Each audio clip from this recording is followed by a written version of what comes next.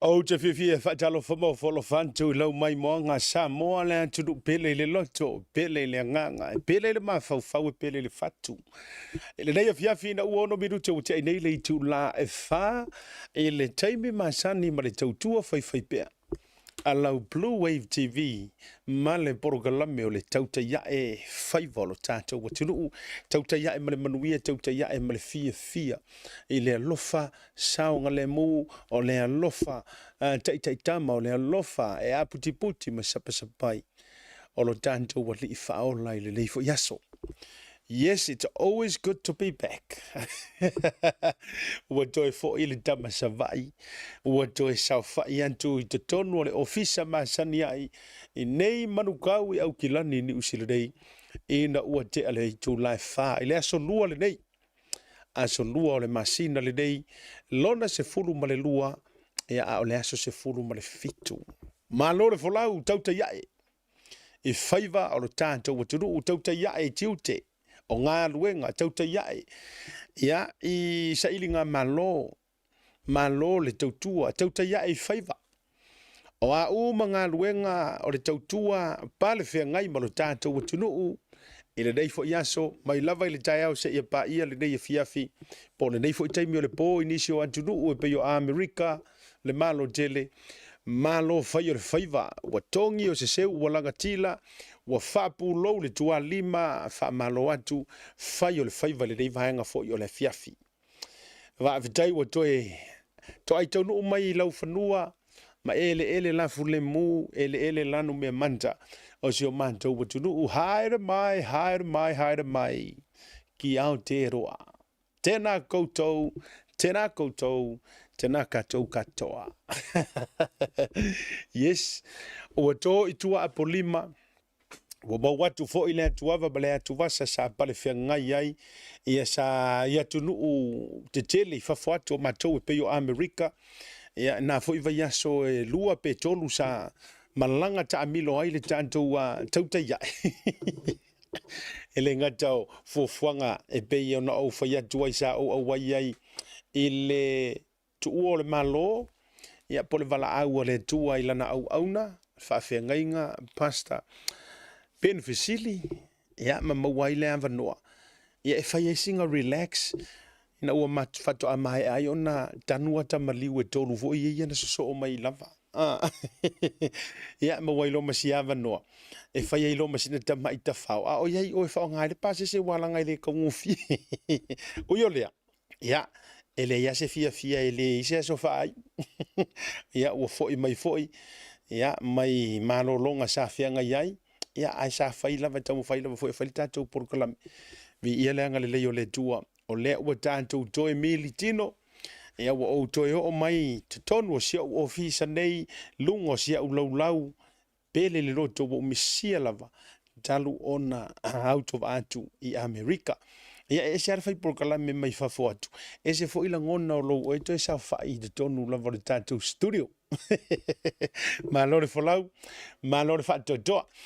Whataro whatu mo ma paaga mai le tātou porkala me o loo mafuta mai si o tātou watunu i Samoa. Ma lo lava le ona sai, ma lo le whato toa, ma lo le ngā lulue o a mai si o tātou watunu. Mai po o lava au tara, ea awa fo le telo le tātou ori. O ori lelei, o tala fia, o tala fo i le fia, o tala fo i whaao soita. Ai maise, o le o toi tau au fia, tau urumanga le fono au whaitu la fono. Si o tātou watunu, o masi o tātou malo i Samoa, tele tala mana naia, tele mea o te tupu mai. Ia o mea fo i o loo foli e wha uma o na wha te tupu. Ma mea fo i o loo tau tā pena ina ia wha uma o na pasia. Ai whataro whatu, ma wha malo atu, le folau, ia i le reivanga o le afiafi. Whataro whatu, ia wauna tutofia le tua, so se whatawhai taulanga, malo le tatalo, malo foi le anapabongi, launga ino le upu, ia awase manuia o Samoa. Whaafitai, whaafia ngainga mo tau whale tua, malo tele le mo le whaife au fou le ua whaawina. Nisi o aonga whaatus pa ia, ua whaau umai nisi o whaife au, o nisi ua whaau umai i tofinga whaau au, o ti a kono, ma le ano anoa i o tu ai ngā au nisi fo i ua ulu whale whaafaife au tā lai, wha missionary, O le lava le tofinga o le o si ai o e le tua, wa fa manu ye nai o e le tua. Ia fa malo a fa yo le faiva malo le fia i le li. O tala le tusi ia e fa wa na e fia i o le oli i le li i o le malo si le.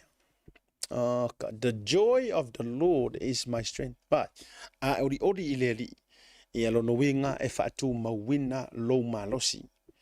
E fa tu maulo tau le lea fa pe yo le aeto fo mai fa fo wina fa pe yo le aeto. E sava vali e le vai ioe e tau fe tuli foi e le aia se ngase mantulanga e ai no winga o e fa tali i le ali e se la le mea ke fa karikari fatalo fatul tina matua ia vai tupu to fai ono le avasa e le mafuta mai na i Utah ia me se fo io le tofine ia Emma Lawson e se la le me ke whakarikari ai, e kere o whakarikari, walanga i eile si e whaataritali o tupe, e sa ora ukala. E eile si, e se ale me whakarikari, e fōlinga e whakarikari i le ali, e le mangua li i le mea lai re tala le nani tusipa ia, o le e whaatalitali o ia i ai ova, e whaafowina, lo na malosi, pei o se tau le lea, e pei o le aeto, pe whawhawina no le tau le pe o le aeto. Wha mai e tau whetuli, e le ngangase, e a tā momo e le vai e sāwa vadi, e mānoro si uma mea uma. A sa o lara ka ngaka kau ke whakarikari ai, e te iloa lau tala, you will never get upset. E le kai e po o le pe maua se mea, pe le maua se mea, e le tai e whaanoa noa, ma fua i sea, ona e sa o le tangata lea na e whaataritali ai. Ai a whainga e whaakarikari onga ongi me maua. A whai o lea te no, leo lo te tala noa, luke kalango aku. Ona o tātou a pei a lilingi mai a, re musu ngai lea taimi i vaenga e whaasoa ai o le tuspai, e la kua. Ai awa eres ka ngaka. E le kai whakarikali i lea kua. Ai whakarikali le me ka o le laki. Mai, karo si foi ai fiki se laki ki si mas. Awa o masinga ngai ma season ngai po taimi nei. E tele na whaatalitali laki ai le to tele. A o fesili o e whaatalitali i le tua. O e whaatalitali i le li. A sa o larakangaka ke whakarikali ai ko inga masinga maso fia whapenei. You will never ever get disappointed. E te le whaanoa noa, e te le mata whaasiasia, e te le loto tinga, e te le loto ita. A wafo ila pe maua mai, pe le ai, ia pe sanguisi, pe steak, e nā le mea, e ke fia oi. Ia, vai la lau whakarikari i ke ua e maua luma. Lau whakari, si au whakarikari. Ai le o saori takata nai te whaataritali ai. Ai a whaifo yo e whaataritali ina ia maua sau mana mea. O ka. Awa o aso fia nei e lo loma nei. O le a le misi le mea lea o lo walu le fale le sa tele na whaasai oi. Mana tua me fo yo ke whaiaku o masinga ngei e tatalai mea sa whaasa. E mātangatanga ai mea sa nono tia. E save uve ue. Leva makua whaasa e risika maro. Awa nge i uva ai o mai lau o i whali. Awa wa e risiko inga whapea ngā langa. Langa o langa lea ngā ingosi ai sa moa lea sa ufaya i ngei forfolanga lea. Awa nge yo vai i le ringa i fali. Awa flau fola ke le siang fanga. Ye pe o nge. Ai na pa wane o season. E tatala i lo le mele o lo kamika mia e a fe for fale o resi. O le anu fa manguer ki risima. Ke ia le a inga le. Ea oi lea. Merry Christmas. Pole la le fia fia o a foa malo tu totas. Pole le fia o ele fia pupula ka malanga langa tora. Fa se fa kai nga o ile afoi. Ile boyfriend langa tora. Ai fa alongo ku loa o sau Merry Christmas. Ai va ai Merry Christmas. E sa ola ukala Anastasia. Hi McFall. Wo kamai e mantuai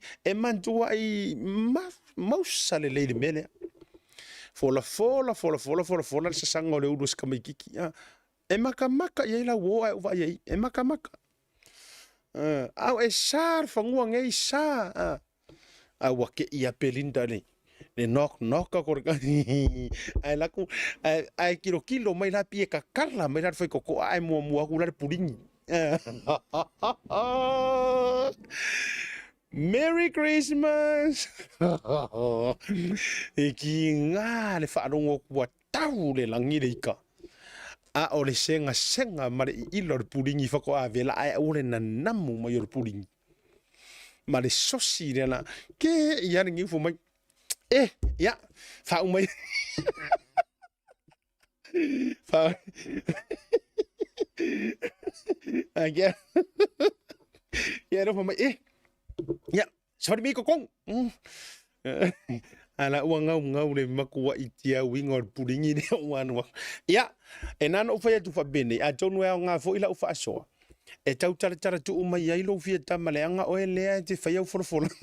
Ai, ia awai fo ina i take advantage ai o e lea la sa hauni e ururu whare solo i teimeo.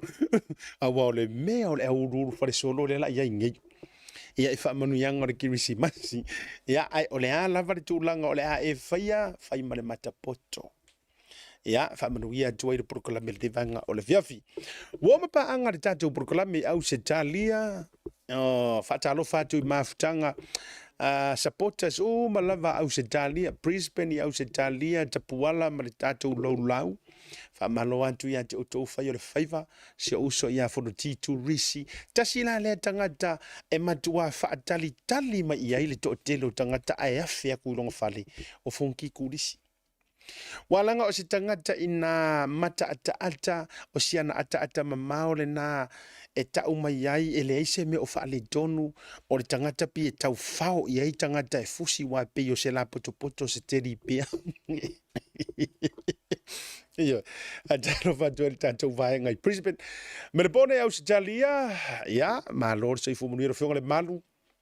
Ia, ma tātou tama whai urupua ai. O tāri matasi lau whautanga aloi maina, ia, ma le tātou vāenga ma whapewho ia le tō whātapuala. Lea e whai lau tusi, pe ia lau kamoka pualanga, le isa moro ke vai kua. Ia whaamalo atu tātou komiti. Sini au se tālia, Daula Victor, Daula Papa, FBI. Whaamalo atu a misa fo i o le vaenga. Malava o loi nā i sini, Gambra. Ia manisi lava o se tete pe your birth. Ia manisi o se tete o le whaatalo whātu bō ma pāanga le tātou proklame o le tauta ia e malo whai o le whaiva. Whaatalo whātu le li polisili o le tātou Pacific Link. Whale o loa le nai me le bone. Le whionga le whaumui nā Ioane ma le tautonga. Malo la vale o na sai. Malo ia le whaatotoa. I le rei foi vaenga o lea fiafi whaatalo whatu asiata ia i lau whionga ma le pa iola. Iga miso re tātou company ma lo lava whai o whionga. Nisi lava o tātou whare o loa ia ma lau whai pisi nisi uma i au se talia. Ia whaatalo whatu i Amerika te whiola e wata misia o tau. Ia e se fo i le vavi o nei whainga. Na tātou tala noa ma militino i nā ia le o tātou vā i vasa vā i mailai fia. A talo whātuai. Ia, i le sunga le foma i Dr. Nau Tavana, whaafuti Nau Tavana. Ia, ma le wharetua me silo no whaalo. Ia, se taimi maua se avanoi lunga le tātou porokala me whaatala noai. Ia, le fionga le foma i. O le whaatua whamanino i lana tusi. Ia, le ua tatalaina i Amerika. Provo, ia, whaatalofa foi i le tāma pese tau ua. ia la uri pepese ia sa ta whaalongo ta la ititi a pepese e toe lelei a inga sa male pelepe. Ia ai a pepese foi e tele na te watau ai misa a inga sa whea alfani. Urungari. Pele po e fua. Ia prefione unasa pele po e fua. Ia maleuso ia malaisa ili sanga. Oh, kafio lai. Ma do feilo ai fo ia Amerika manei li pepese. Ia waloa so ta la noa yo lua swafa. Ai fa fitai wa tato feilo ai ele iwala au le langi lo lua soifu. Ia me se foi la ona yo lua tai to lua po na yo lua for tua. Ia le to fine fo ia pele. Ia male to tele lava o to na tanto feilo. Ia na to te si le fia ele tau to lo wino to swafa. Fa ta lofa fa pito antu e si uso ia Thomas Fredrickson. Io ia me se fo io le fare tua Anna Frederick ia ma le manto vaenga le nai se manto fale inai Paros Verdes ia le Ryan ia fa foi Peter io ia ma tama ia Adriana ia fa talo fatu ia il nei vanga fo le via fi ma to tele wo ma pa anga mai ale tatu proclame le gata leo Alaska fa fete tele o ka se malulu ka fiolai malulu tele o to Alaska fa te tele sa fo tu la fai Roman welese mai si fo i le fionga ile te fono ia le fionga i le damalo sina to malantai ia ngata fo ilea o se uso tu isa mau ia po le fitlinga ia utiu matua fo ia te uru ia fa pe fo ila le fionga ia to fai ono ia ma le tanto fle inga la wi lole na o le cover pancakes io inai Anchorage Alaska ia ngata lea onisio fa fia ngai sa tato feilo ai fa malo atu fa talo fa tu ngata fo lea ia ole tofa ia ta elenga ia lolo ma le tausi ia masiala u foi fa le inga Samoa inai Anchorage fa malo atu ia ma fa filo ia tu levanga via fi fa talo fa to e so anko ia li ado vio matiu taisia tavui.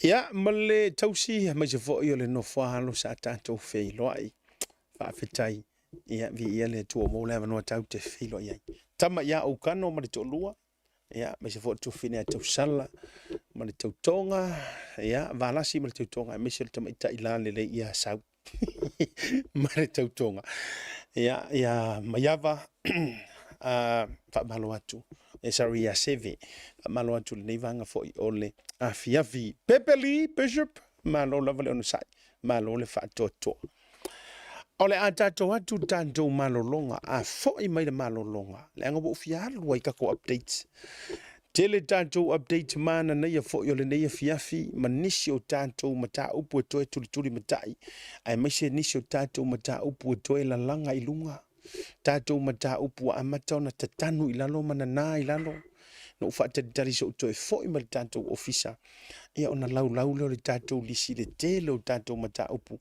ia ole a fea le tato proclame e ima mata upu fa pela va hanga fu ia la ufia wore ko pisa mai ya asiaka le e to e matua vane adua ilunga ai le yo on te Christmas tato malolonga a voi mai ia ona tanto watula ia i tanto mata upu ia ma fa awa tua ia nisio tanto fa malo le vanga le fifi.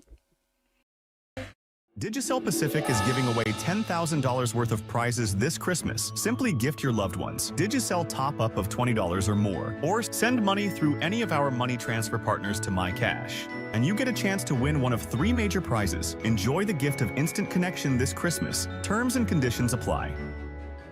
Whaongale tautua le Pacific East le masina toa te sema ma mawailoa manoa te ono mana malo ai whailonga tupe whaase fulu o saunia mo ana paanga e lua se fulu whailonga mo Samoa e lua se fulu whailonga mo tātou i New Zealand nei se ina whailonga se fulu i aso tona i opa i aso te tasi manatua o loa whawau pia le tātou whapitoa e nao le limbatana pia e whaonga ina le Pacific East mobile app e whaatino ai au tupe whamaboni mai lau telefoni whape ai loa manoa fo le tātou direct transfer e tiposi mai ai lau tupe le tātou account ma whamoni ina pisiri lunga o telefoni ma whaatino la fo ina na o lau tupe ai nga whapitoa. Mo le tongi no pili o le mai, mo li pe teu tupe tupe iso se whare tupe maisi au nanga i Samoa. O lo mawhaina whatu neina ile au nanga ale Easy Pay. Asi mai roa i o tātu ofisa i o Tara o Tāhuhu ma le taulau whatau i mangele. Pe wala au mai le o Varsalau o tasi ono mo se la lata atu i ante oe. Pe wala ale tātu Pacific Easy mobile app mo le direct transfer. E whasa wailu teimi ai mwisi o tangata fo i le pensini. Ia manuia tele kresi masi ma le tausanga fau i ainga Samoa ma le pulenga ma la whainga renga le Pacific Easy o lau paanga mo tupe wha momoli i Samoa.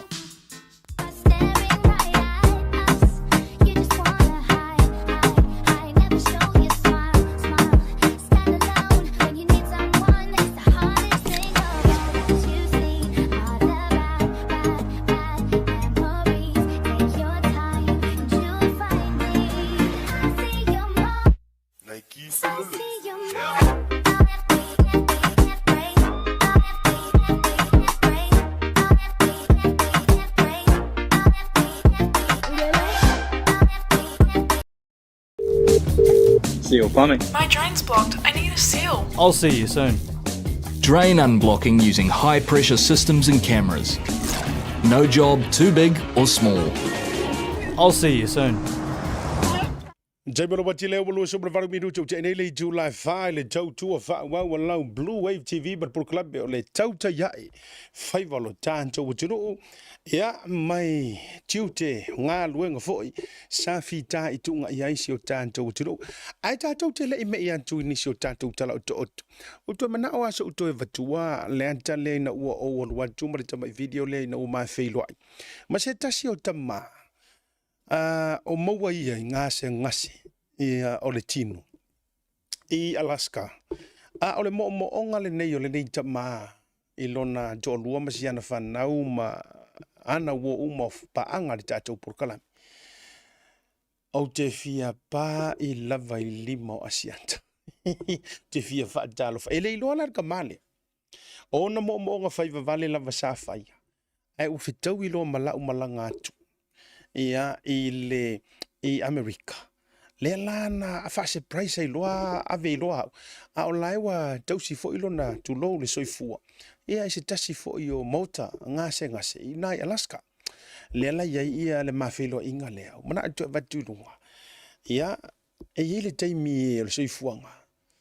Pi fo ile le e tau filifili kanga kaila ngona manatu. O leu te tala no fala wi tele, talo fatu se uso le fionga e fonu titu po, ma fatu e mona le mafuta mai sini Australia. O se fonga ngi kai mi pi ka walu lo ngonga pi ka fili kangaka. Ai vai aku ka kulo o mamai, ma pi e ile singa o kangaka pi ka o loa e fia o mi kingo fa kasi. Ai ave tu nei tanga o la o mo ngase. Ia ona peila e tau fa pisi ho ile le male mo se kai. Ai mana tu ole uti o nei tu lana mau te alu ai Alaska ona na so fa se le nau mai o fans al tato por kalame o kosi sila ma tu nau mai a fans al por kalame o te alu atu ai le via Alaska ile malanga le ono tu lang ai tasila le o vaenga ole ai le ola malanga ele nga tau o feilo ai manai wo ma pa anga o tato por kalame o feilo ai masio anko tuanga ne se utina masia na fanau. Ai ma lo ia lo mal tamara nei who knows ile soifua ma leo la e mai ele tu ai o se va inga le kai mingo o wa ko tonu le potu fo il mo tanga ngase ino ma o te ma le fionga to mala tai ona mo te atu e na to lua le la atu ina tulunga tu te sila mai ai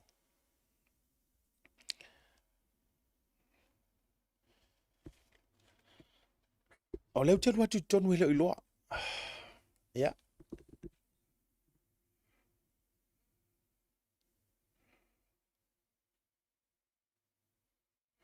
tau sila o tau le tutulu a sita malo wa ke il ko inga o leva na faiona mo onga na meli mai fo isiona fo le tua ia mai ona fala na fa fetai o se mana onga wa leva na ilona loto fia filo ile lupo o le mafu anga e fa mai o la porka la me a tai lava e ki aso uma so mo tanga te foi po ani fono tanga le kale sia o ani fono tanga ma me fai e ona tu lo le por kalame le tau te ia e makwa ku le ia e makamaka ke fo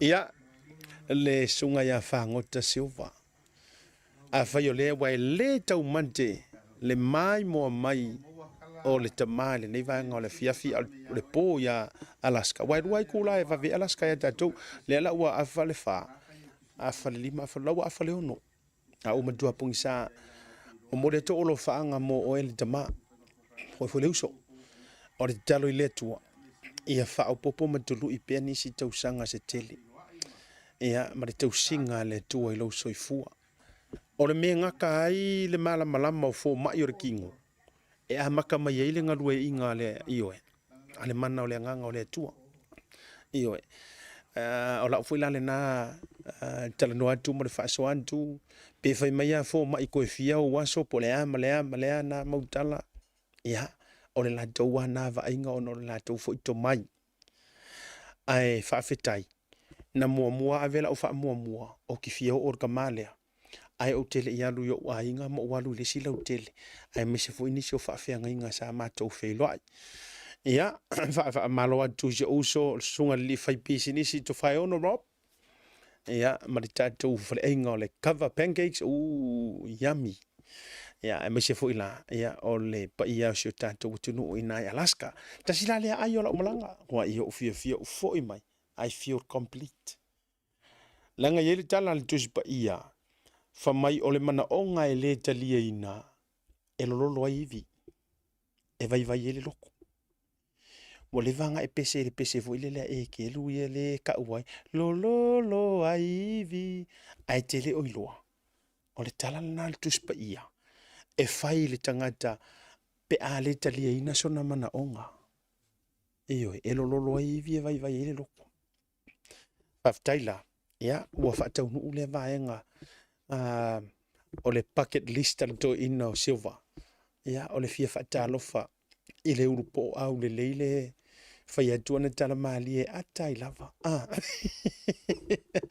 ia o le tasila na highlight fo i o le malanga ia sa filo ia mai se fo o te fia tupu mata mali o le tanto watunu usa tanto filo i Alaska i le afiafi pe o te ta watua o tau suafa pe le ta watua e le lilo di silfanga le tua fa fetai tele mo mea lava ia fa marulu o tu foi i wo mapaanga le tatou porkalame i Las Vegas i lantou sa nau no mai ai o le aise avanoa ona na o le fai tu lana stop pa i Las Vegas e to yoso fo i le la ele i le fai aso le tua me se ia si vaenga i Missouri manisi lava fo i Arizona sa fe so te mai ele i le fai aso le tu fa aftai tele tau te feilo i pea ai mamoli e tolo faanga o asiata ma le porkalame ele nei vanga o le fiafi tato atu i tantou aso fanau o le atoanga o le fitu se furu ma le lima tausanga ele zona nafi ia ai ona fa maruru atu sa le isi tantou porkalame ona na lele ma le va lele le aso sa ale foko aka hu mai le so luo no winga nga sikipi le so tasi o ki fa sa o koi man mahu por kala me ora so fua man ai nga sa grupo po o le ala le fa maru luo tu ai o le tatu was fa no le so na fil tama ia avasi ioane. This is our birthday shout out to a devoted hardworking person, a loyal husband, loving father man and honest family man. Happy Coden 75th birthday day to ma avasi Ioane. Ia olo faanga mai si au whanau. Ia masiau maana mea. Ia male ainga antoa o malama fitus furu male lima tausanga. Ole ta maana atoa ile asona nafi. Ia happy belated birthday. Ia ilau songa avasi Ioane. Fau popo atua ima familia nga asiata maripokalame ole taute iai. O le isi tatou aso whanau, o le aso whanau, o le tamaitai lea ia sa ukirikilo aku. Avea le neia vanoa e momoli e tuaia lo whaanga ma whamanuianga, ma o le aso whanau o sia utu olua. Fa pele ia silinga nu ufou paleti ne mia. Fa fetai mo mea uma wa e faia mo si o tātou ainga. Lo faanga o lau mana mea o ka fiolai. O lau mana mea e toa tasi. Ma ilanta taupa u lela i le pule Samuelu ne mia. Ma le whanau e me le pone au se talia. Ka fiolai. Ua makua i wha mama po mai arka mano te. Ya, o aso ngei. E lolo le tama le o lava se fa so se me alofa o le matua i fa so sua le na upu. Ya, fa ko fa mnianga mai asia tama po kana mo te te ya mo ne tu fine ya i lo wasa so i fu ile so. Ya, te lo ne pauna tanto waso fa na o le o yai. Fa mnuia tu ai ma so i fu o nisi. E le o maua a o le tatou au lia faatasi le yaso ya fa maruia tu asiata male proclame ai o tato yai lava i faasi silanga o le wo tau no umaya o pe o fa ya to le wo o pa yai wo o tango solo yai le mama fatele o tato pe palulu lulu mole sailinga ole amiotonu por sailinga o le memoni o le no na tato lulu a fa pea o fia maua sau pepa lulu fa afso tai mai messenger mai ile tauta yai a fa pea o le tate feleni messenger mai ile ta page ya ona ta mai la ia fa mole e te nofo i au kilani ele ai tele sa utupe e lafo tuai Australia po fa mole o fea lava nei au kilani na o lo ta mai lava e fia pepa lulu o la numera le asiata ia ona ofafso ta ilanga le tau te sila fia o le kau ke saungi aku ia Sofia fia ale winga la utala e ia so tapuni ele tatu ofisa ai male a wete toi meri mai fa mole po maua se peparulu le o failo atu o le maua tatu peparulu silia marcelau tatu tusilulu Paula le meli e te meri mai pa fa pe fa fonga mai maua mai le tatu por kalame asiata o au o pai la fai o la numera le o le olu tasi pala o lo address o te nofo i fea se i fua ku ia a fire around the area e ta watu le te su mai nei tatou officer le nei 28D walanga ile se me la arwe mala upingsingi ka faingo me e te su mai lava fa mole ai ta ua mai lava voile le se me on the way le uta la tu le fali ia em faingo wa fea ku vaku ai a fa pe voile le faisi tau mau ia fa mole e maua nei le tatou officer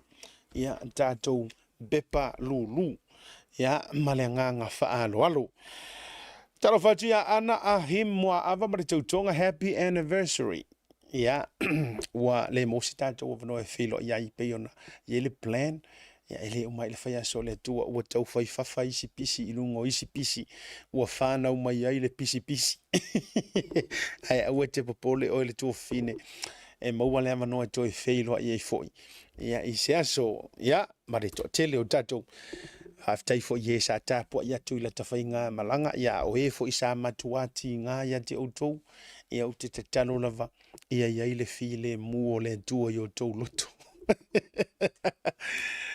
o le ua failo mai ile pepa le ka peneta i se to longa nei ana le la ile toe usuia yo le fono of tu la fono o le ua ia tato sui el fono sui to fia fo po sui ao o lea ua whao popo, ia i le whai numera po o le tofinga ua iai e tātou sui au i le teimile nei.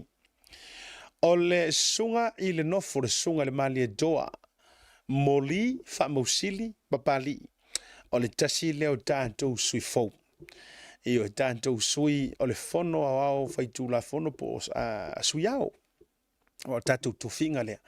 Lea ua pale mai ina ua au awhai tasi i ai le filinga, ale kapeneta mar fainga malo le sa fa ai loa ina le fionga le fono fatalai le mota o le tasile na o le sunga ile mali doa ia tu lo foi le susu o le mali doa ilona no fo vai lo loa ilona tala na doa ia ilona fala na fo loa a malele fa fonga ia Samoa tausi pui foi ia wale fio mawala male ainga Samoa wala i vao ia fiore matua ia faamasili ia susu taito ma se ole ma le mamalu le fai ali ia pou e fito le fale o le mali atoa ma le fitalinga ia au matangi a fai foi o te talanoa i pa ia au wā poutoa ma pouesi ia ai mai se ia mataniu na whiangai ma le anta ia o se su lava leo le tapa au whaasisina su le nofo i lona no fua vai loa ia su fo iu so li o le mali atoa su papali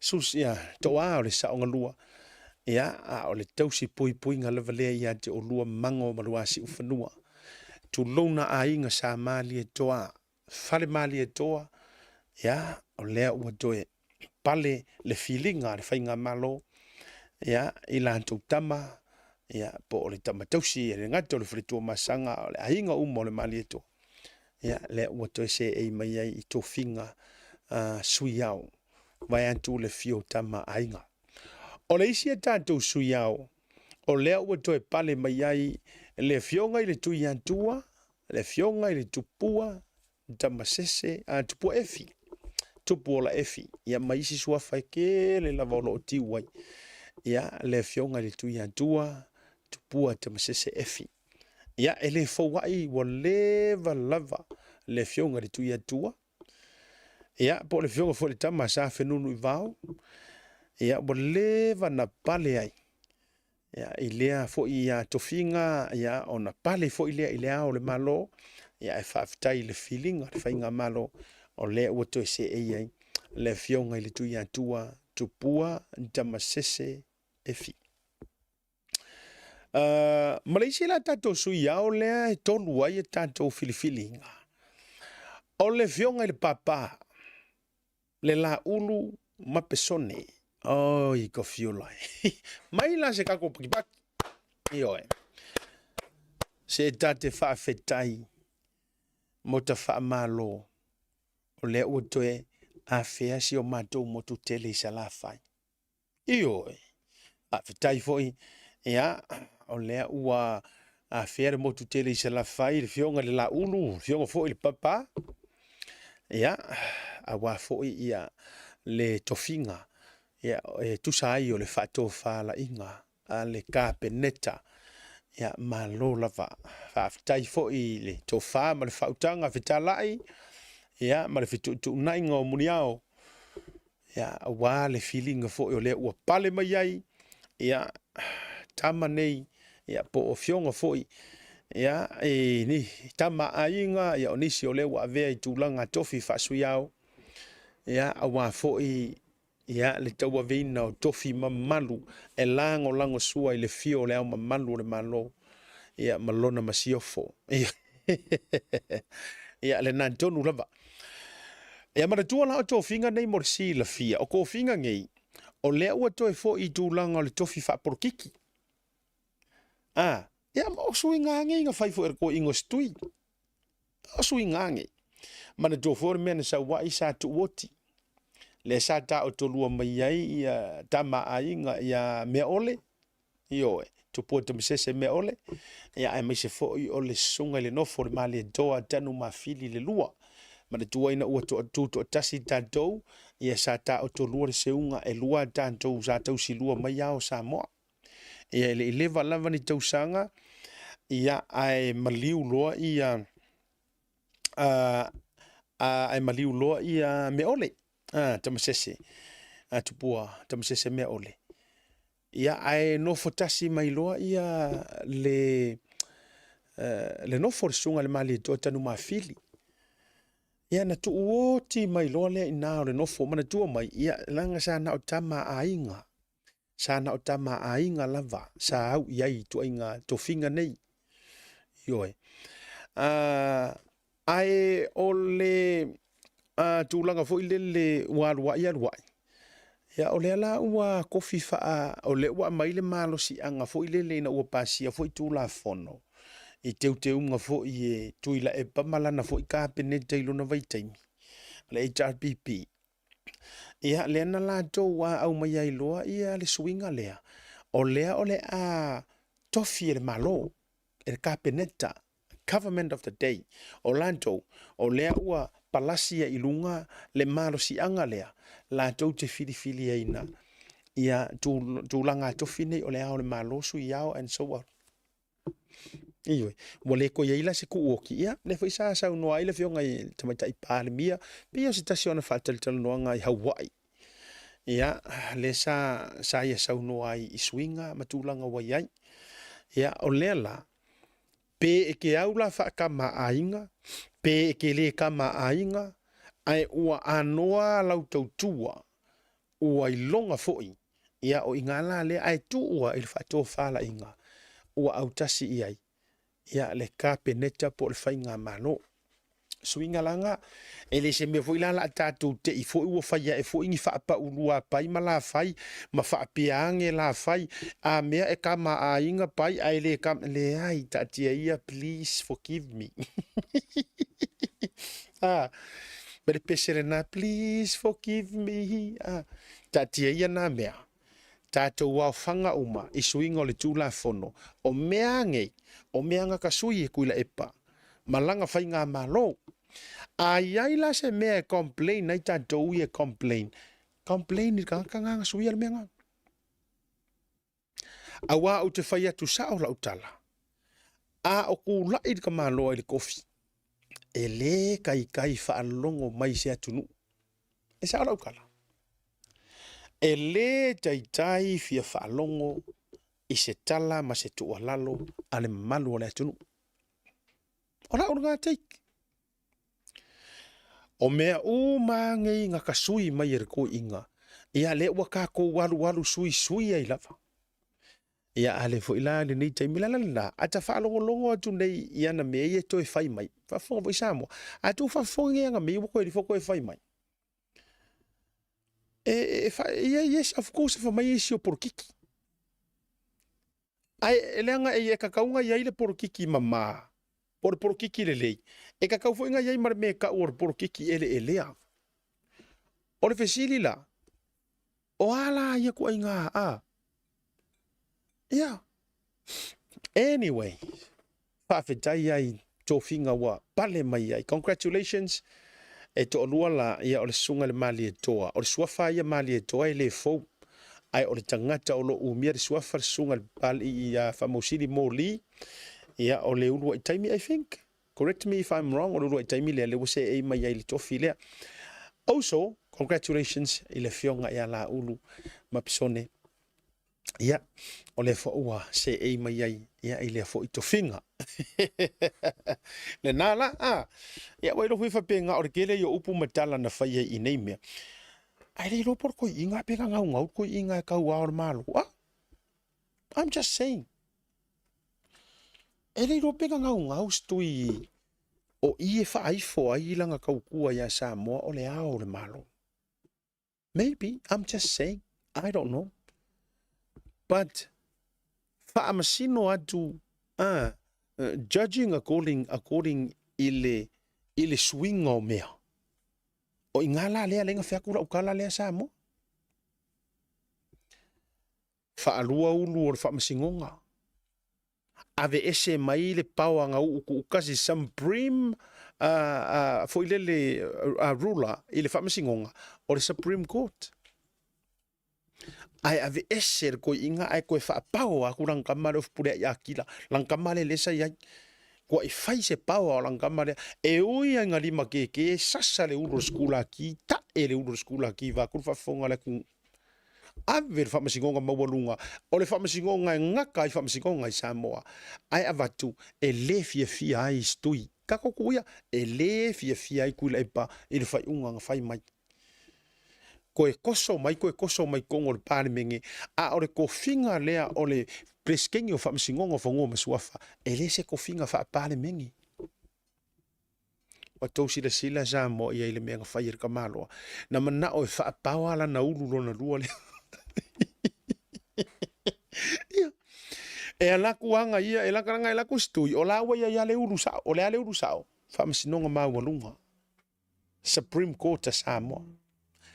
Ai aruaku kau whaofi, mana o ia whaapawa resi an tama I uru lea. Ai avatu ai malana tama lea lan tama a ami. Avaku ai. O le nau ta inga umo nei mea, ina ia le lifa uma mai o ile taimi ua matua vai ai markofi.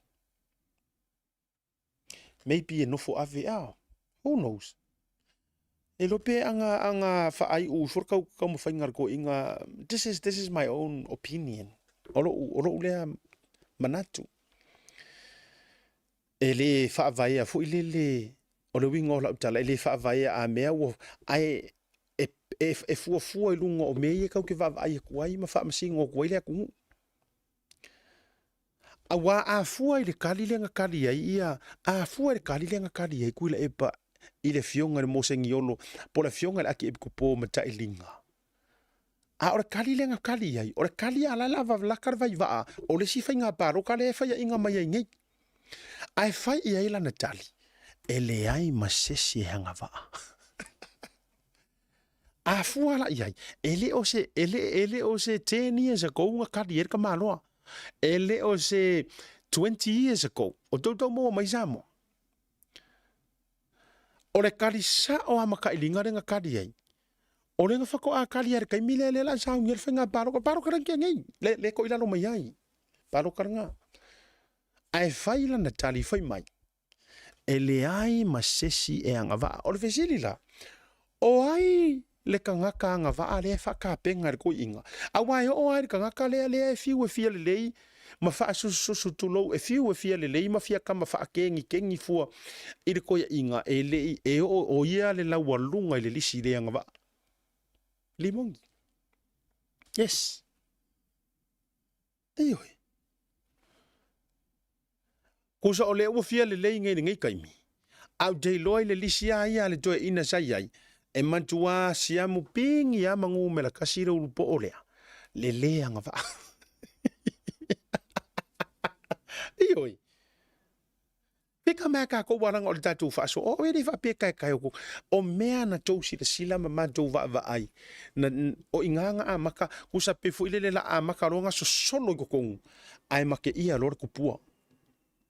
O la ula fesili. Who was this prepared leader? O ai. O ai le leader lea nga whakapenga e kuila epa. Pe a whaapea e saua mai a whongo kulo. Le mafuana uta ua suafa. Leanga ole line up lea ko inga sa iai kulo. A mata mai a i le sa a tulou ia suafa fono toe. A mata mai o aile au si ngia sa iai. Maybe inga iai mala auri kai minga. Maybe inga iai o lai iai fia mer kai minga si. Walanga e fai e ala fe kusia inga ia mara aki e pikopo. Ele i vevesi ele au vahanga ia. Yes. Ehoi. So mai atu loa, mai ai la fionga i le tau whaapiko ia fia me, fongo koe, la auli, alai asa, la ulaua akua ngole au singia, the senior MP sai ai. Faumuina liunga, tia la vea, o kaiminga laile ipa uere i whaiwhainga paroka, salapi ngaki, to anasi i leota, who else? Kakia ia le si au vaenga ia nga fau mai. Au kanga kai ke vavai tafua fo ilea marue. Yeah, and the list goes on. Ole ale winga ola utala. Mai ngeisi ngia umal HRPP nga lue mai makuila epa. Ai saule kali manga kua. Ele o kali kuila epa se fa kau fai. Ele o tali tuila epa se fai pisi ngisi. Ele o kali kuila epa se miliongia.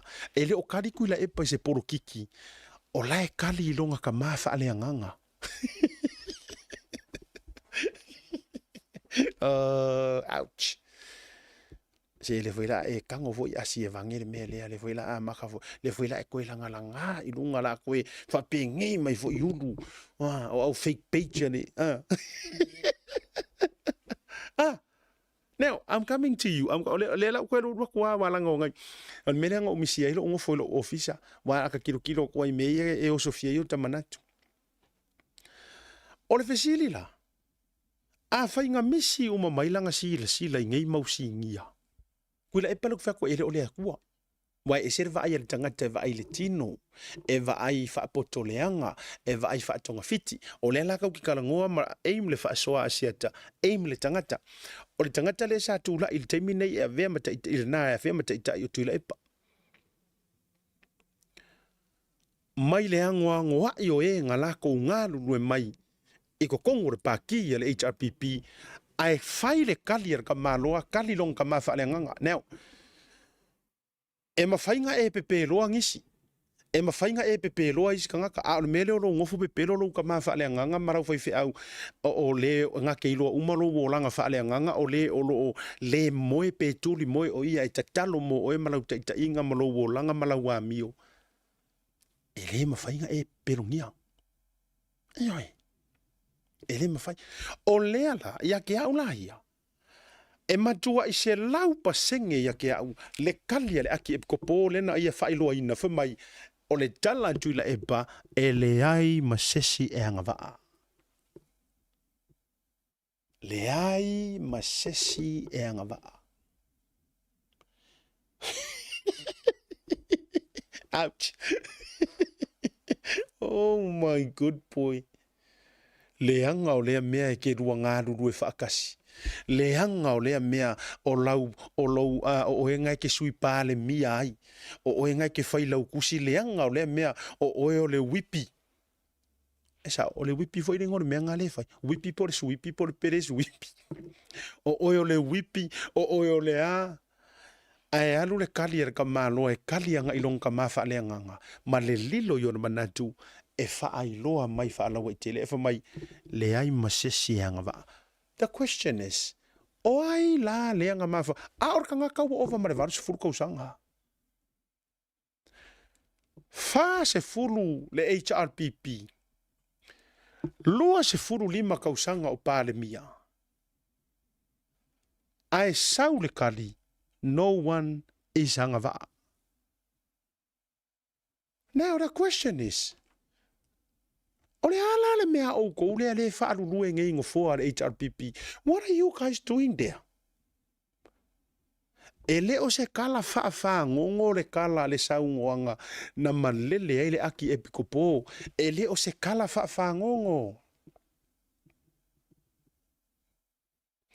E le o se tala wha ngongo i le langi. O e fetu i le langi, le ai se alu e fe, se manu e fe le, vai.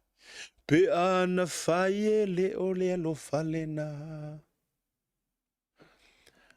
Anga fai e le o le alofa le nganga iai le aki epikopo.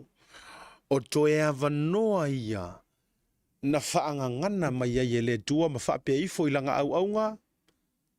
Ka uloa i le akungu. Le anga wo wa iaku e le o koe umi so malosi le tino la fionga le aki epikupo wa leva o na lua pale fia ngai ma mai o le tino. Ai o lo toe avanoa le nei, it is time to tell the world whaai loa i kangaka, ka uloa i kangaka. O le kangaka lea sa ka ika inga mainga, sa moa, mai le lua se furu lima kausanga. Sa fe soangi ngai ko inga o le HRPP for more than 40 years o le kangaka lea. E le ai masonga lofa i le ngaka o langa paki. Ai lea lofa foi i kangaka. O kousire sila. No one is anga vaari. Shame. What a shame on all of you le sa fai le HR. What a shame on you le ke ku mai lunga le HRPP ma e fia kama a. O ele fai pule le ke fia a ma e fia le e ma e fia i ma e fia o. What a shame. Ya la kele lau fia sa e kere anga va. La kele lau fia sa o nga waka umai ra kangaka o le atua. Hello? Anybody home? Hello? O le kangaka o le akua le ngaka ngoa mai. O le kai o hao o le ekale sia e ngai ai ngava i kai mi Samoa. Le wasui le tūlanga le taimi le nei.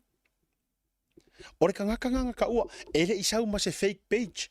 It was not a fake page. O le mele yei o kou pila kou karikongu i fake page. Mele maua kou la lafi kua fake page. Le la o kala ngoa mai tanga o le tua.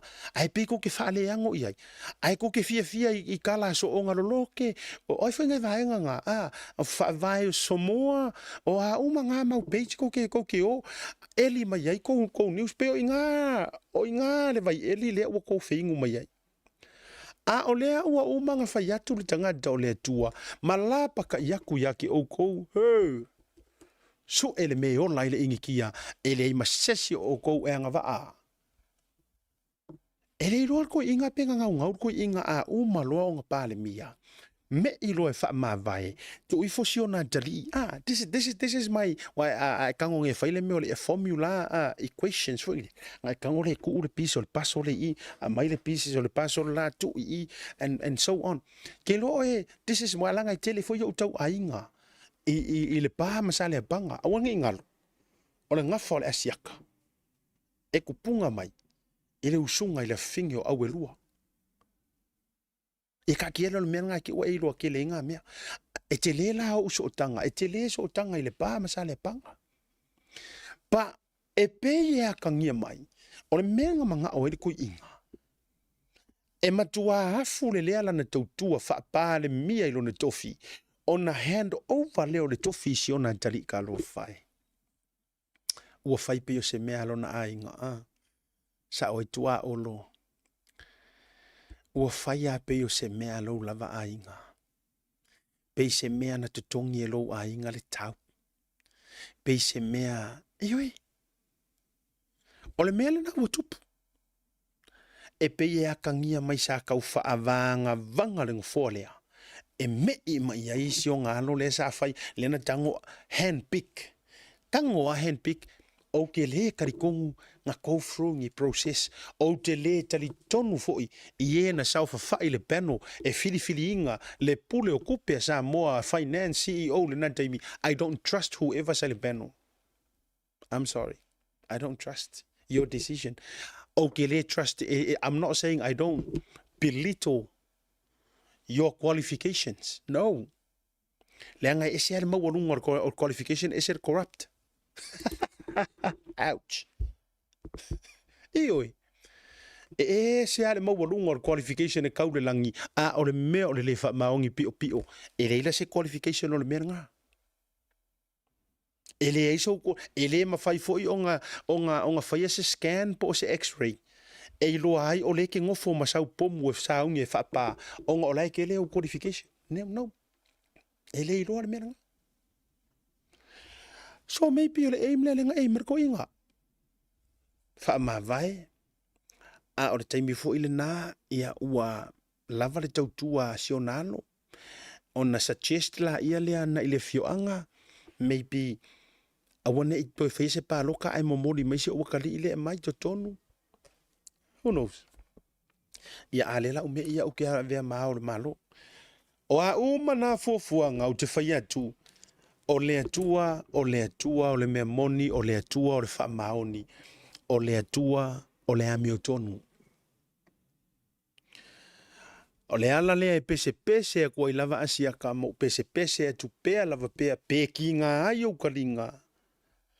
Pe ke le fia whaalongolongo iai pe ki ngā ai au fofonga e le suia le launga e le suia le whaasoa asiata. E le suia le whaasoa ar kaukaiae. O le ale whaasoa. E ke aru waku lo I kukongu nga e alaku e su e ingi au mea I kofinga ia. E te aru watu lo I tonu mani au hidden agenda. O a mangisi au e te whaaforinga e te tino ia e sau a e te leo ia kopo pe e ke aru waku e ke whaaforinga nga e sau e furufulu ma moe a o kukongu o luko fe ai. Pe ke aru waku a iai e nga olo walatua ma e palasi. Ia. Po lea ma lea lava. E ke aru waku a inga e ke laku e pakaku.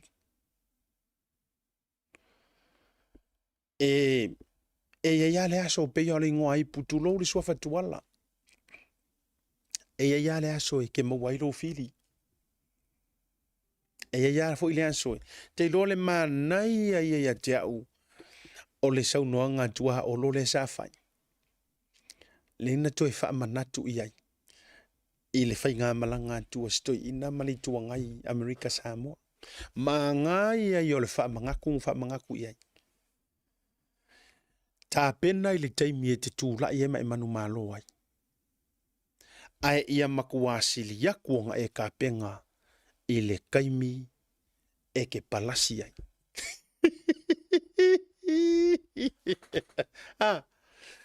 Tā pena I le taimi e te manu malo ai. Saungi e ka penga. Ore ko akele o kākou.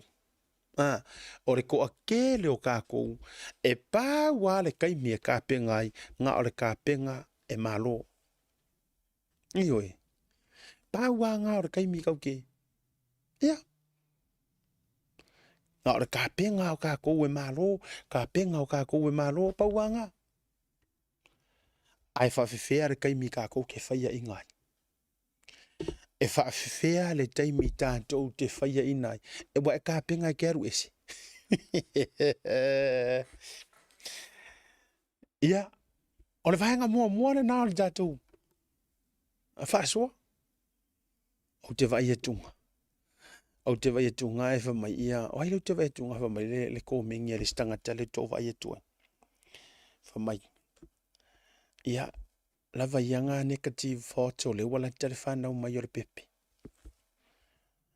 Tā lo whai. E whaalongo mai loa wā a fia tangata o lona ainga. So kanga su e mai lo suafa.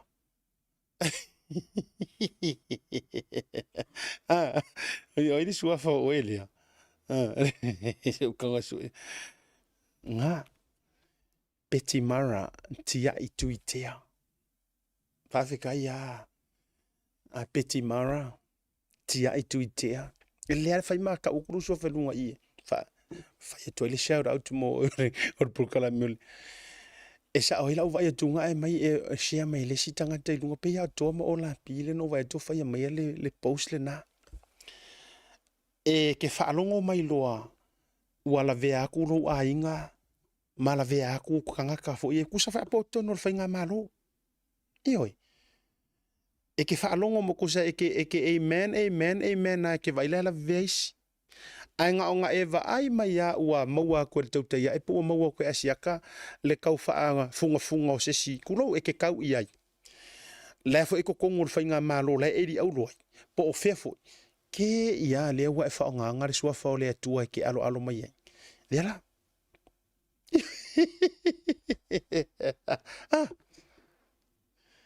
Ia. Whaikaria ia oe mau manantu walanga e manatua. E ke pule hae wa oris kakai kangoro lo uaku e kusa ele fia nga ngofore lo uaku mau or kuspa ia.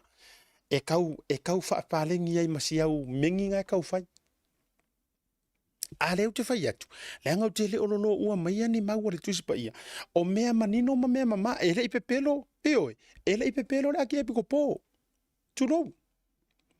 A le nga whai mo ia e ai lumo fufonga o kuila e pala ngare makua vevela ka pilinga o le ili. A lai matua I whai le ia I le sau nginga ko inga. A nga pepelo la upo le aki epiko po. E whai le ia se press release po se press conference atu le epa. Ma whabe mai e utele e oi talaria. O tala nei na whai e le taitai o le kalesia e le whawaya. Si? Ai leanga na matua nofo lelei. E le ai se upu ngana I mela lea. Wea koe vai a kwa lila uka mokau ofi. Ioi. E whai tali hara tangata ia maona manatu. Pea no whai atu au tili ta alo fo le tino. A o le tantou porkalame. E arua kusa o ailunga. O wha maunga I e ka koukesi ra fia mauloa. Manino I o le tala le aki epikopo. O le tala antui la e paina o whantu e wha ma vai pe ta pena sesi e tauna ta ia le. Mo loa tau sanga ai sauda kari. Ai sauda kari wha mea. E le sesi anga wha. Wha marurua kula ia o koula o HRPP. Le tau te eva mai wa ua. Te iro tau te fiu tau te feita e te au ai. E pa wale o le prokalame ko ki fia wha longo ai. Welcome on board. Shout out to all my HRPP. Shout out to all my HRPP hidden and secret viewers. Wa si le lo ka fa penga aku. Ah. E se vai ka ko ye. Ia le na vai ole alo ole. Le ai, ele se me la tatu fa mai e fu o le ele se tala no negative. Ai fia tala no positive o ia alu o e fai sau podcast, alu o e fai sau porkalame, fai ia o e mana tu fa positive mana me. This is issues. O le tau te tala no issues. Le anga e o kirisi masi ele mo wa kirisi masi o e tiai o te a ele uma kirisi masi e ko e sau fo is kirisi masi mai is kirisi masi ai ele suia sau a mio o kirisi masi. Christmas is not for you to change your attitude. Your attitude needs to be changed every day. Ah. Ele la se mera ka ko aro fanga i fua ma fa nga fua le aso fa ilonga so i fua ke riso. E kau fa i fua fia nice ma fia angelu ia ma fia fa fodinga. Tato let's talk issues. Ole ale issue, ole issue le ko puma I. Ole sau or ko ye ingal or to ina e to e tau fa fanga tato I mea se sa ia fa fanga mua I fo ka ko. No, I'm sick. That's an issue. Ele se fai ku au le mea leanga anga sau fo ila au lia e to e fanga mai tatou I mea anga sau fo ila au la au lia ko e fanga mai ka ko ngisi me ese mai I mea sa ia fola inga ile amakanga o le mea la inga ko le fa sanga ia ma fu anga fo le na au tele ingu ai ina ua to e au mai le sau noanga tu loa wo to e pa I haide vaenga le ina ua to e sau noa la fionga sa fa pito tu tonu le pale mene ele se mea la mai e fuangi leo mai fa fo me uma ele I alo ha siaka nga alo isi au ri nga alo isi au fai porkala mele I alo siaka ala isi la fia e fai porkala me nga ye le kele nga fai porkala me mai fo I me fia e alo e olo le mela vea I tu lo e tau fa sanga ya fia mele ngu lo le uri ere ka kala oi ore se nga maybe ka koke lango umar fai nga malo a ole lango au ele lango di tangata ma foro dalira I tangata no au te lango I folanga ole amio tonu sa fai le se nga ka ko ai isi awari ia e fia kele e kusia pai mala fai ai mai lo le me kaula vea I ku lo ala le anga na saulo le tato tai mo fa mai ele va kuangi ngi leo mai fafo ai ua umanga sa ngo mai le sui pare mi o le lava fengu mi ai lo inga le uko mane maengi o le ala le kulanga o kaka fa sala lau e fai sa o le polkalame o le check and balance tu ilo inga fisiti why ai se ala me ofisu su ya ko kala ai se me o se le ungo le ka pengeka ai sa ule si ungo le yo ko le pale menge o le se imalea ya le ko fa mga ko kia auto ya to te fia angel mai lunga I ma to fia le leva le foi lunga I o pe auto ye faile ta dia mai le fa so mala malama le asiata ile paleng yo le fa ngol fa so o te I'm not here to entertain you I'm sorry I'm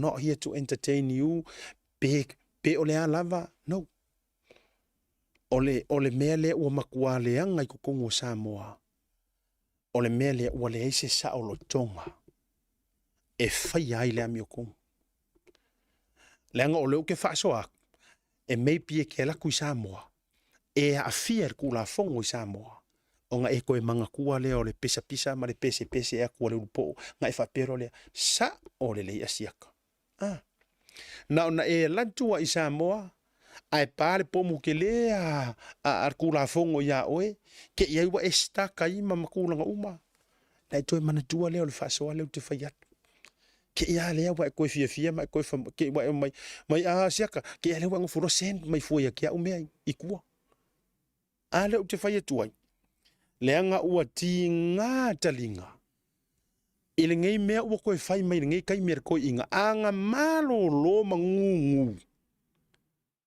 se e koe ngau alofa iai. E o ai ai lea ora malo le ngau ngau e fafau iai, maybe. Wafo ilanga e kumu fia me le alofa. E tumu la auli le alofa, e kumu olo le alofa. Lea, leanga o kangaka soifua uma o whaakeri siango inga. A o le mele kau ke ngau e kilingi ma Samoa o le corruptions. O le mea ngā le kau ke ngau e kilingi. Yes. O le mafu angal na le. E le la se mea la e kau whamai fua. A mea o talk negative atu. O hai, who is talking negative? Ai e ke manga o e whaile mea se ma positive. A leo te whai atu. Wai leo ke whai aku kongua. O whea se mea o ia ngā suia leo mamaru o le malo, ave ese ngā mea o ia. A le fuko koe saufa mai ea. Koe ko iai leo mamaru o le malo. A karangoa koe la e par kaimingi i leo mamaru o le malo. Oh my good boy, e le misi se ioka o le upu mamaru. Lea ngai malele loa leo mamaru, pi e kau aki ngu marko inga le mamaru. A o le upu ngā sa ia mua ave esea. E o le masi o fosa ia ave esea. Nga mangingo fo ilanga forfolanga ele o sa te puala, tulo, mangingo langa saunganga. A ngai vi fo so oa si uso fonki kulisi le ngā video. Ai fa ngai pia mimika ina ngala e maua le pawa. Vesilia ku ia le au fai a fasalalau.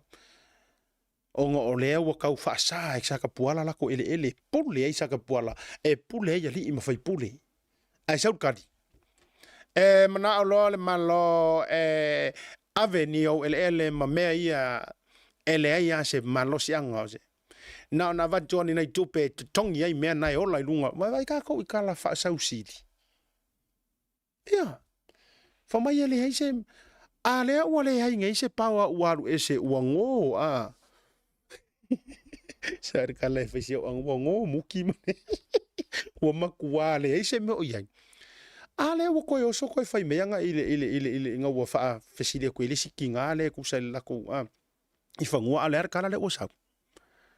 Ele ai se pole ale malo i mea iau whanua whaleanga nu. Really?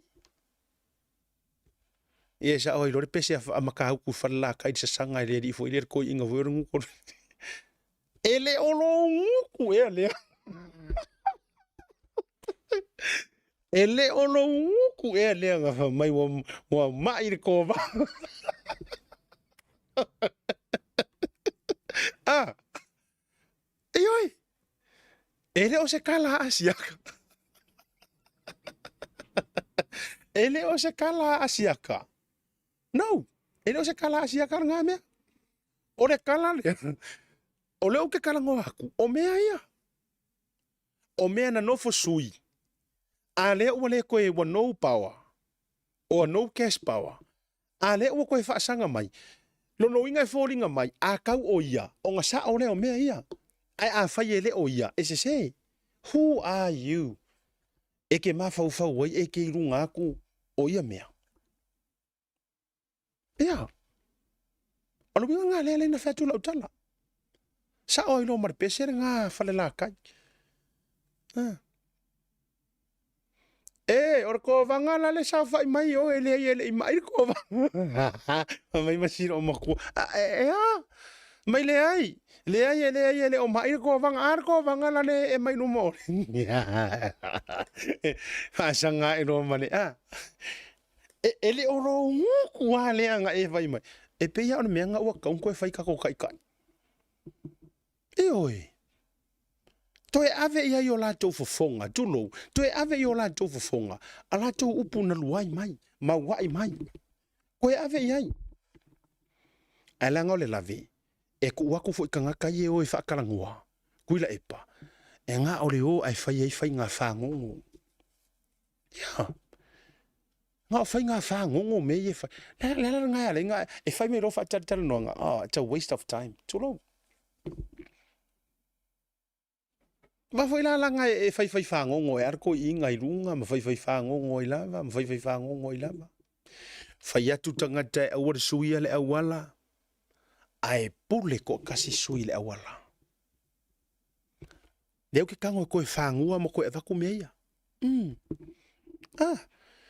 Fai atu tangata solo te makua i solo ke ka i ngisio ka mali i o le akungu. Au ore suia le awala. Na ano mai lea tangata i solo ke. No.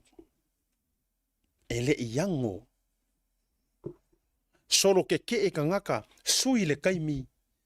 O ngofo sui le kaimi, ei pau haro kaka wa sui le kaimi, sui le daylight saving. O ngai whanga o ngā wa safa kuai le vave usu le kai au, a lai pongi sa. Le lopo le isi vaenga lea ua matua contribute to tonu o le telo nei whana witi ua whai a inga la iti. Who knows? A o yaingi kako o yini tātou wha maunga o ia mea. Ia. Se vai a sa moa ele se kako winter ele ingi 4 season, ai pār ka maro whai kako daylight saving. Ia no sa moa ele si taimi. O su e saule pasi a vaiola fo ile le au aku kamiki a onga ale la tule na isa tupa itea pa lau lima. So le, e usu ka maiki maa ikur kai au. E wana ngor whaingoa ngang whaingoa mai ai ngā kai mie mātua. E usu masaua li i kai au. Ai ngā pauare kai mi ngō kai loa mai ka ika walanga sa ka o ngā fo imo ka usu. Pauare kai mi ka ke usu po i ngā mea ore semi ngale ala maa monga e usu po ari semi ngale. Ia, whako a o ila ia lea ile ao. A ole mea lea wai ai. Wa usu po ele o le tasi lea vaenga wa tele na le umaya o ngā nai tēne tila iti.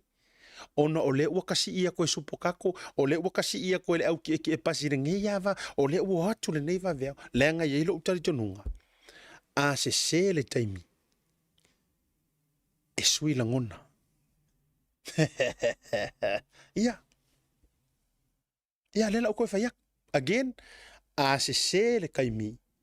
E whai ngō fie anga, ngā mangu mālo wai le fili, i le sui ngō langonga. O le ala le winga o la ukala. E paua le mea lea ngā focus ai, ko akero kako, ngā o le swinga o le kaimi ma le pule mālosi, out of the city. O moneta i lano langi ka maiki ma ke ngeki wa ke le swinga o langa whai ko orua la iki le uma o ngā vavanga so sola le loloa, na maua mai ai swinga taimia. Ia. Le o whai aku wapenga. Sui umai masapaki nge ngefu ako ai masapaki ai si e kalesia. O kou sira sila. Sui ia le tangata to tasi. Paka e kangaka ko kasi safa ako ai si e kalesia kulou waras fik. Eoi. Le nga sui ako ai maisi wa waloko e o mele so wa so fikula o loko ai si sa. Wa tou sila. O le afeki lea ma le too much lea ua matua fau la i kulo.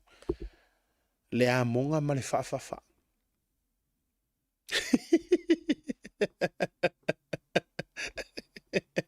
Ioi. E sa o wajalo wajalo fina mani noa. Alu anga wha aso e sanga ke leo anga meanga ka sui. Sui le kaimi. Sui le iku awala. Sui aso.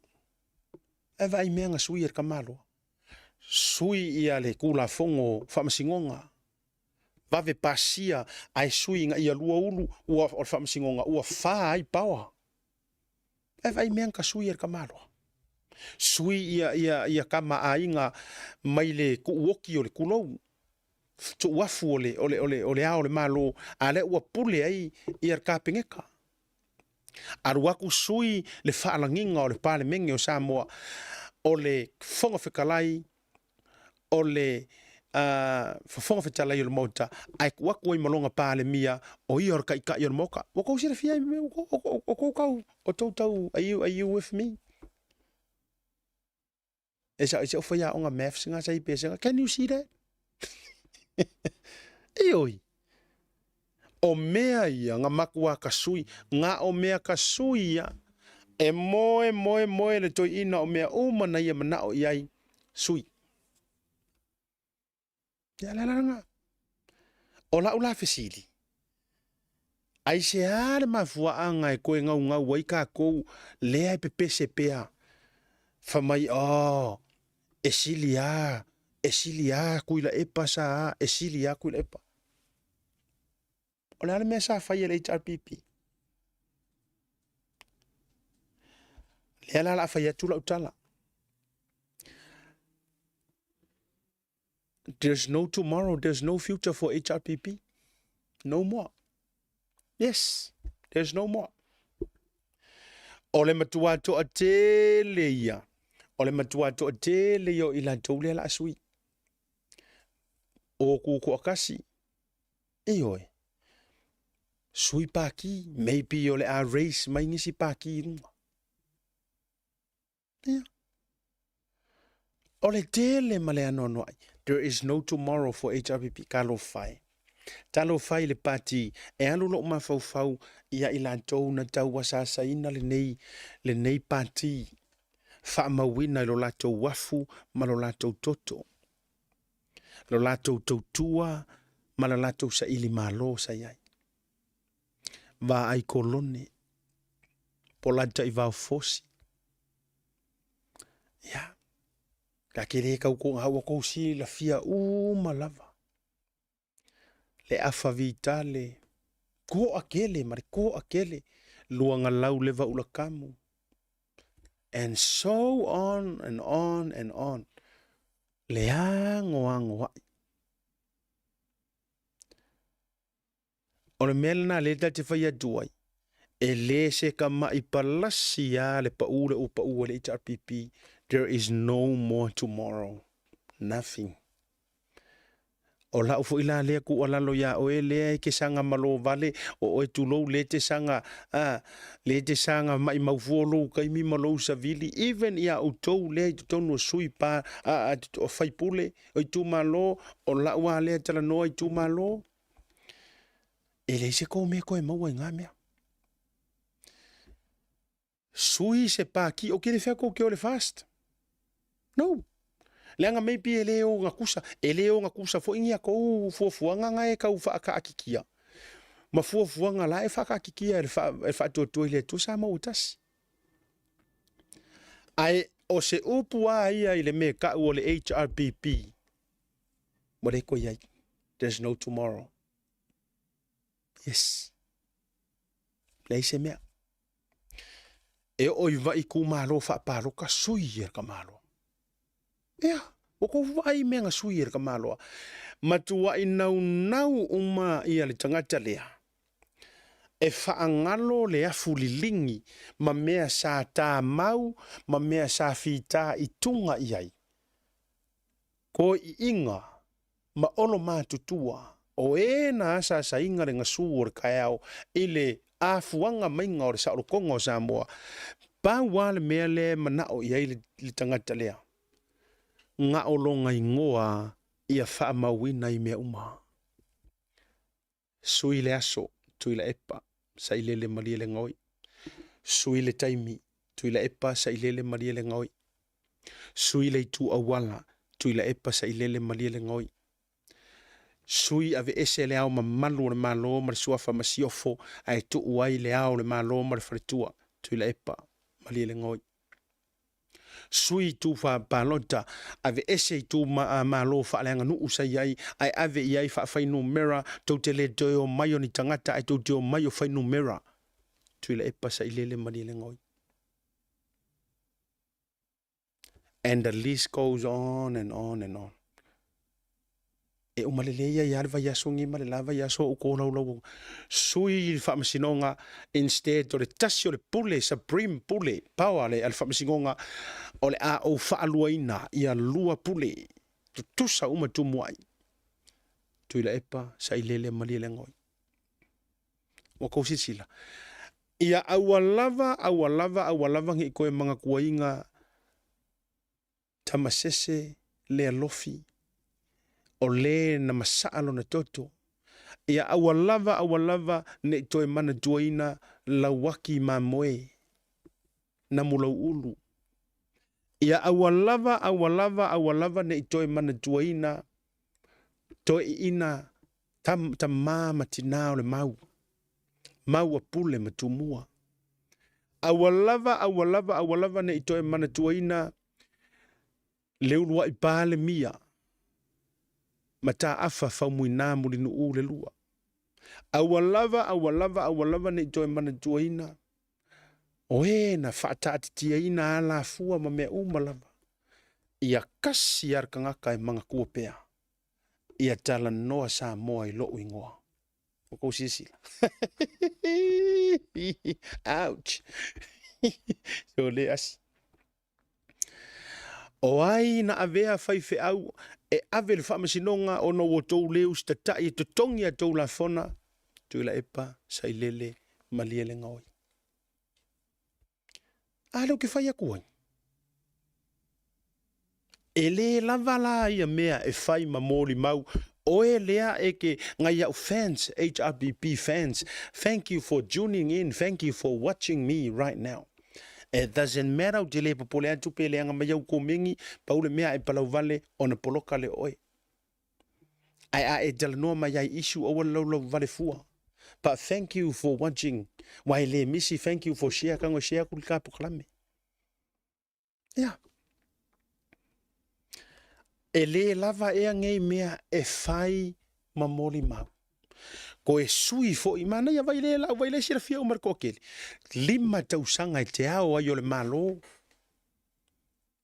Ai, ua lava le lua o au paia inga ea, finito.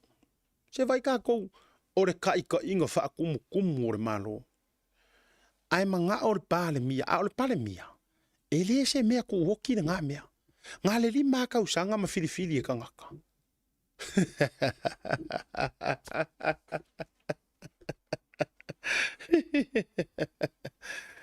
Ia le nā. O le tele ma le ano ai. No fofo i wha pasenge le o i kokongo ngai ki ngā. Kasi a swinga. O le tau te tala no i swinga. Le anga fo ia mana o le toe ina. O lo ui ngoa ia mana tua pea. Pea le pese arka voi le leo e ke. O lo ui ngoa ia e ta uina. Ia ngoto. Vai vai. Leu kire koe pese ngā pese wadevanga ai e pia tutupu mai e whai mapine wha mau. O talai e tau whai atu. E manga o fo ilele ngā o longa suwafa. Ai erase a koa. Le history mai la tau na asa ina le ngā su o le kaea. Ka lo whai. Ka lo whai a wā i kolone. Ta lo whai a tofilau eti alesana. Ka lo whai. Ua le kau lau o lo lako wha moe i se. E wha ua winga le ave fua. A le HRPP sa maluai. Ai ya kakau ka ngaka. A le anme ukupu. Loka whakaka skamo malele paulo king vai popo. Loka whakaka. Makua ave e sea langa ya kakau. Le pui langa ya kakau. Mafua isea. Onga ua whaikala malele ya kuila ipa. A o ave mbale mia. Karikongu mai oe anga whaiaku whaapea au kalangi. A o lae kuila epa ile pale mia. Wa leva nga whai mai se extradition. Wa leva nga mai kusi sai. Leanga o mele lenga whai. Lena na lena e alenga o whaiaku. There is no more. There is no tomorrow. O le HRPP. O mea masa kako maluai. O kako a ya kakau. O mea malava whamai e puipuia kako a ya kakau. E leo doe puipuia. Ua pulea. O le whasa o ngāle. Ua sui le pi. Ua le doe. O le vaenga wha au pufai. E puipu. Kusa wale koe puipuia. A ua pulea. Lenga se mai ari mongi. Desi vai kai. Desi kai. Usa ua pulea e la kou kako a ya kakau. A fia ia oe e whasa o loko oe. Ai a vai mai e mawai ia ngaia. Mawai la kou. O ngā whaakongu la ia leo o lako kavingi. Kuloua e whaakongu leo kavingi. Ngai nisi lai umia le pao e kongo o makanga ruenga o leo kavingi ngā. E leo o makanga ruenga a koa. Lea ngai ei kanga kare leila iai kongo. Ai mafua fo inga le nganga ngai kanga kare lei ma wha maongi. Lea ngai leo iei se malo si anga o makanga ruenga ia la tau. O lae makafili sa ungoa iai. Kangaka. Lae leo ke malama. Malama le lei. Eoi, matua malama. Tatu malolonga. Hasi kako malolonga lai ki fesinga u kofe. Ki nga e fia ku irunga i kia le faila u kofe. Ma fai se ipu vai a ua le ma fai le inka le $10,000 worth of prizes this Christmas. Simply gift your loved ones. Digicel top-up of $20 or more. Or send money through any of our money transfer partners to MyCash. And you get a chance to win one of 3 major prizes. Enjoy the gift of instant connection this Christmas. Terms and conditions apply. Jamila wajile ua toi luas fo minuto ntarali tula e ono tato ya ile fasoa I mata upu ma me olo tula I mai wa tasile ta uol tato por kala me tau te ya o ma fo anga fo ile e to o manga I ai ta mama tina ma tutua ai mai se lava e olo ia tunu I fafo even lo tato tunu I Samoa so le wa ver kau ka ya ma por kala me fa mangingo ma fa mala malama ma fa fangu pea me olo tutupu tonu si o tato tunu yes awalanga fo yo lai ma fa lai ole ano no yo me lai tutupu ai mo musu e o nai fare fa sala lau o matua mo musu e tau tatala ioi o makwa mo musu wa nenga o lama le fili marki ampolo esa o ilisi foi fe au ai se ilama vo nga o fili ai lama ko marki ampolo o ma nga la ya le la e tate fa ya duai maybe la fa uma toila o fa so I si vaenga ile HRPP lo ke fa so ai marka kai wala ngai le mafenga misi mai kula e pa fa so le HRPP la nga sidenka ko ko ia pulo le HRPP ele to pule le ori ia o to uma le pakile ele to ye ma se to pule lava I tu le pa ia I fili ngor HRPP alo winga la utala a fa pela o le na sa no nei ele ai se anga va na to fa lo ina sa no ngale I official consul e kilani I think le matanga tu sanga ile malanga nga femer ko inga I sa ko repeat I fully fingol kala le ko inga ele se anga va so realistically no one is anga va ring ya a fa yo fa fonga mai o ko ku malo I tu malo e a fia mai tu malo sa tu paitea ya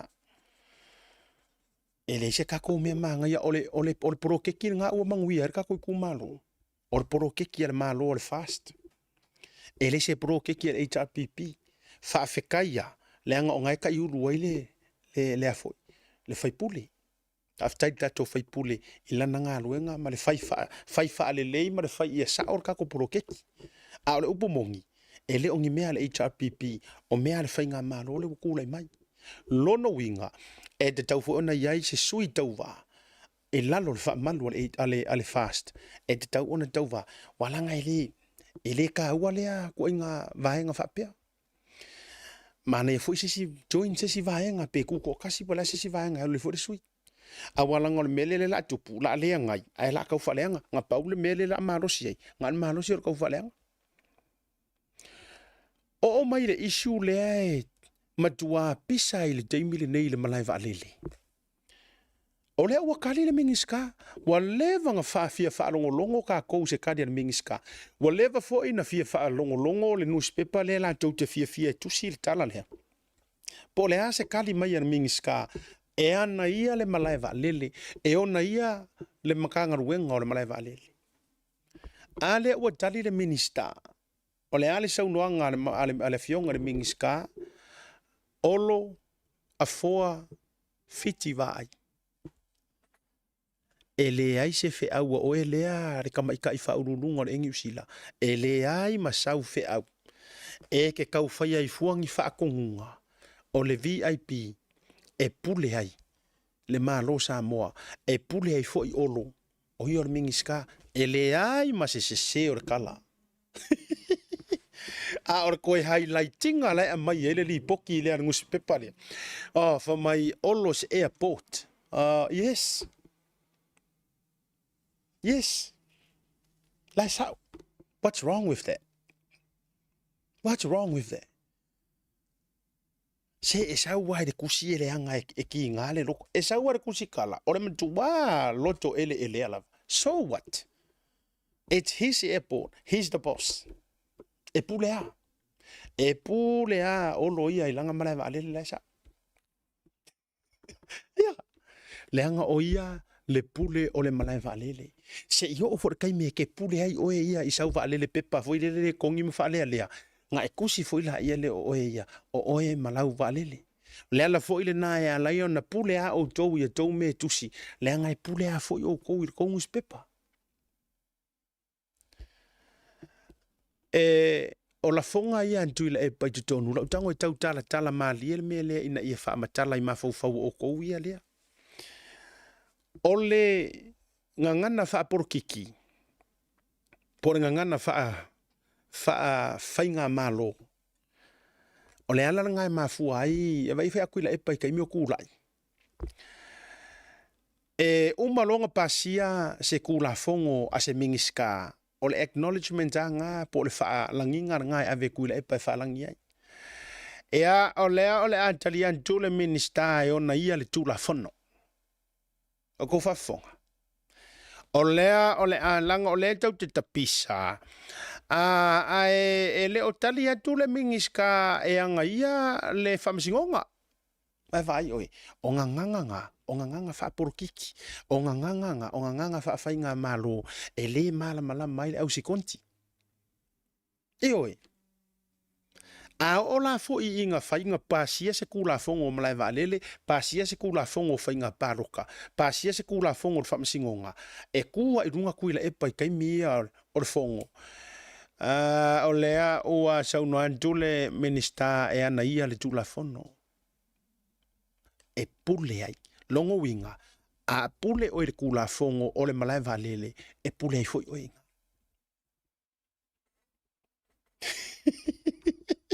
Wale sao ai mafau o le au fia a yo wale ko yengi vai a. Wale sao ai o tau mafau sari au se mea. Ya. Ale o nganga sa war ka malo, si o nganga fa ka mamatu. Iyo.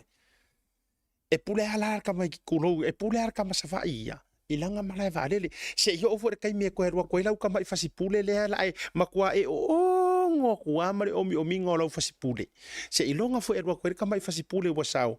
Ai as of now e pule ka mai kiki o le ala taua.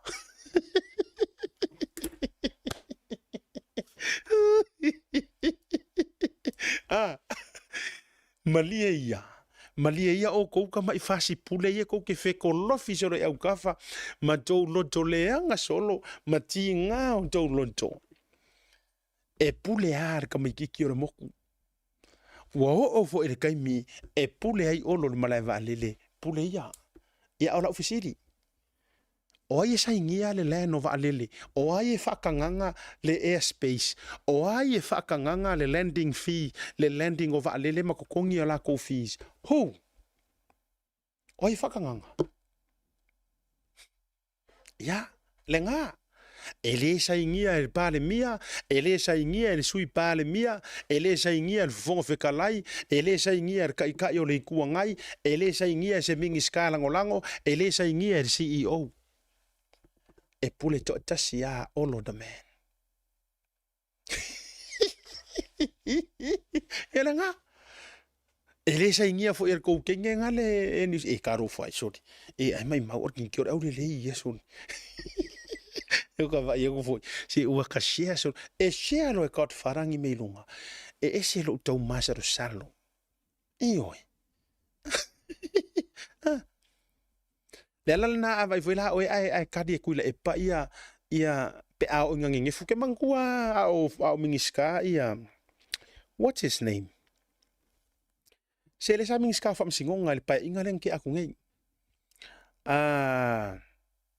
somebody help me lungo tato por kalame wapa u I know something like that kato pau is that the name aka konguanga ke mangkuanga oi foi longa ngo antua faaula sa that's the one faaula sa katupang yoi o ke mangkuanga kai mile o vevesi ai o vevesi ngai foi ile mali o le kali o tuloa le alo o sula mangkuala le o vevesi ngai wa venga le na tonua thank you Paul Smith. O le la ua vevesi ngei wa makua mai ya ku ia sula ia le manga yor kalian mingiska ma le ku ile no ku le poko man ko for me ku le mai o a mafua na vevesi. O le malama fo yo mingiskaya yang kurafo.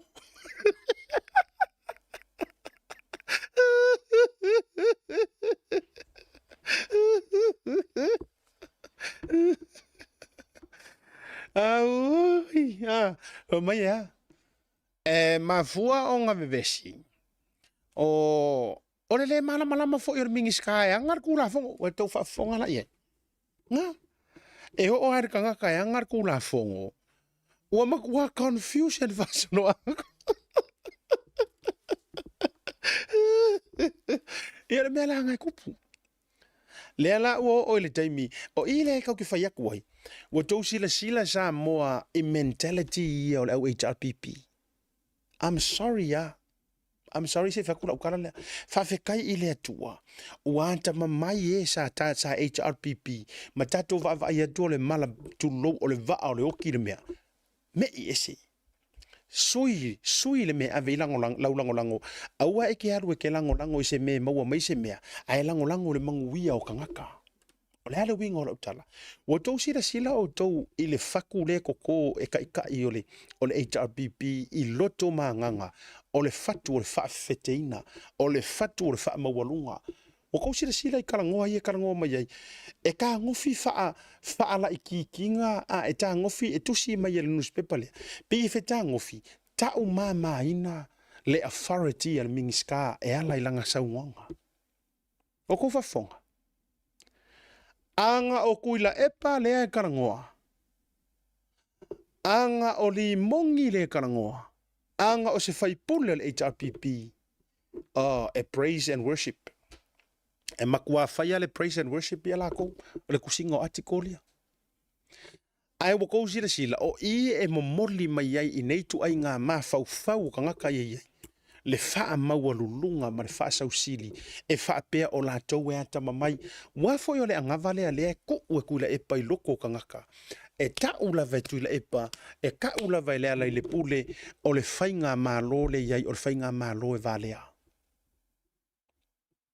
Yes.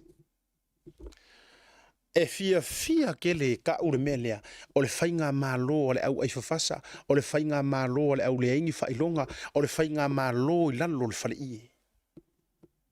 Shame on you. O ke ofo lo kou le mama. O te ofo lo tou le mama, e whaia tu lava ua papa, tu lau. Ka uia le upu re aki epikopo. E whaia tu lava ua papa no foanga tu lou. Ai sanga whaia i whea. Shame. Tu lou. No, o lo ke hitinga le issue. O re kala le kusipa ia. La koe kosor koe ingo asir mea koe kau. Nanga wa vai to be confused la pupula. Okay, longo fia panga ukau. Lo mo au. What is he talking about? Okay. La koe kongi men me whaare anganga. O re sauanga le kua. O te alofa i le tangata angasala. Ai o te ino i le angasala. Again, o te alofa i le tangata angasala. Ai o te ita mo ino i le angasala. Ka penga umala uwa ai le mele le whai mai ngai. Whapenga umala uwa ai le melea. Kusa ua koko le ngei koe inga le whaku o le whaasausili. O le wha maua lulunga. O le vaai maua lalo, le whaafia popoto, whaafia ata mamai. Wa koko whapea o le HRPP ia ka mamai. Qualifications. Kulou. No, te leo tala noa. Au te leo tala noa. Whaapea ta umo e ka hua whailonga. Ai o leo te tala noa duia o ele te whaongau whailonga ke whaafia poko ai. E ke whaonga, e ke wholau yo whailonga e ke fia kama ma e fia poko ai. E te whaonga o whailonga wa sui whangarangi. E kau karangoa kuroa e whamai o fesa e o ngai. O fesa e o lale me whai ngā mea. O lale me whai e ngā mea. E ke harua i leo lai whaavavau i ngā whailonga. O lau te tala noa antu le tangata le wha maua lunga le whai ngolonga o langa. Wai whela oe ke whaia kuar kusinga mingo le article. e pei e va ai maua lalo i le sau ngoanga a le fionga le mingiskal malai va alele pi e fa amu iai ia e fa amu e fa sausili e va ai maua lalo fa pe mai kuloa a pe e kuala ku ngia nga fi ku ku alo fo me olanga malai va alele ua ofi le mafau fa maua lunga ko ke ro ko kara kusi a ele ko e fa maua lalo ma le loko kinga ma inga keke le upu ale kua. Ia e sarise mea ele to ye se tae au fo. Ia. Ore isula ngai i le vaenga lea. Whaafitai le minister. Ma ua te tau fo. Ona whaise wha maua longa. Oe lea le kingiki le whaingaruenga lea te whaingaruenga. O le tuua lalo le tauta iae o le tuua lalo asiata. Wha maua lalo lo loto ma e whaato esi. Wha mawalalo aua e te whaatau te i whainga malo. Tūlanga e misi alau ngā luenga, e se kia i fua lau ngā luenga. Whaato ese. Whaisau whako ese ngā wa esasi fo. Whaiwa whao soso ku fo i oe le au vaenga ngai. Ale e tarpu whao soso ya po o meo ngai ki rua whioa i po rungo. I'm just saying, you know.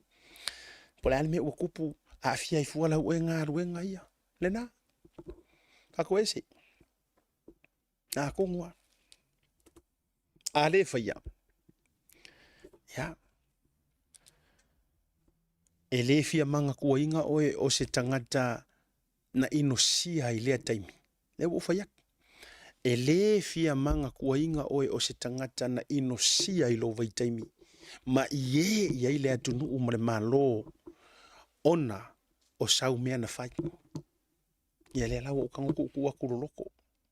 A fa pe o levanga e fa longo i fa sala longa e kele i le la wo kan ku ku awane a vea oe e mana tua oe ona o lo fa sau sili tautalai titi fa fia poto fa fia pule and so on e se lo o le lei o e ko finge ai wangi e sa valia e ai pe o le lulu e lele e valvalo ia owa ona ole e New Zealand nga singa kampangi o lo maro si anga voila ole maro si anga fa kampangi e le se maro si anga fa vao malo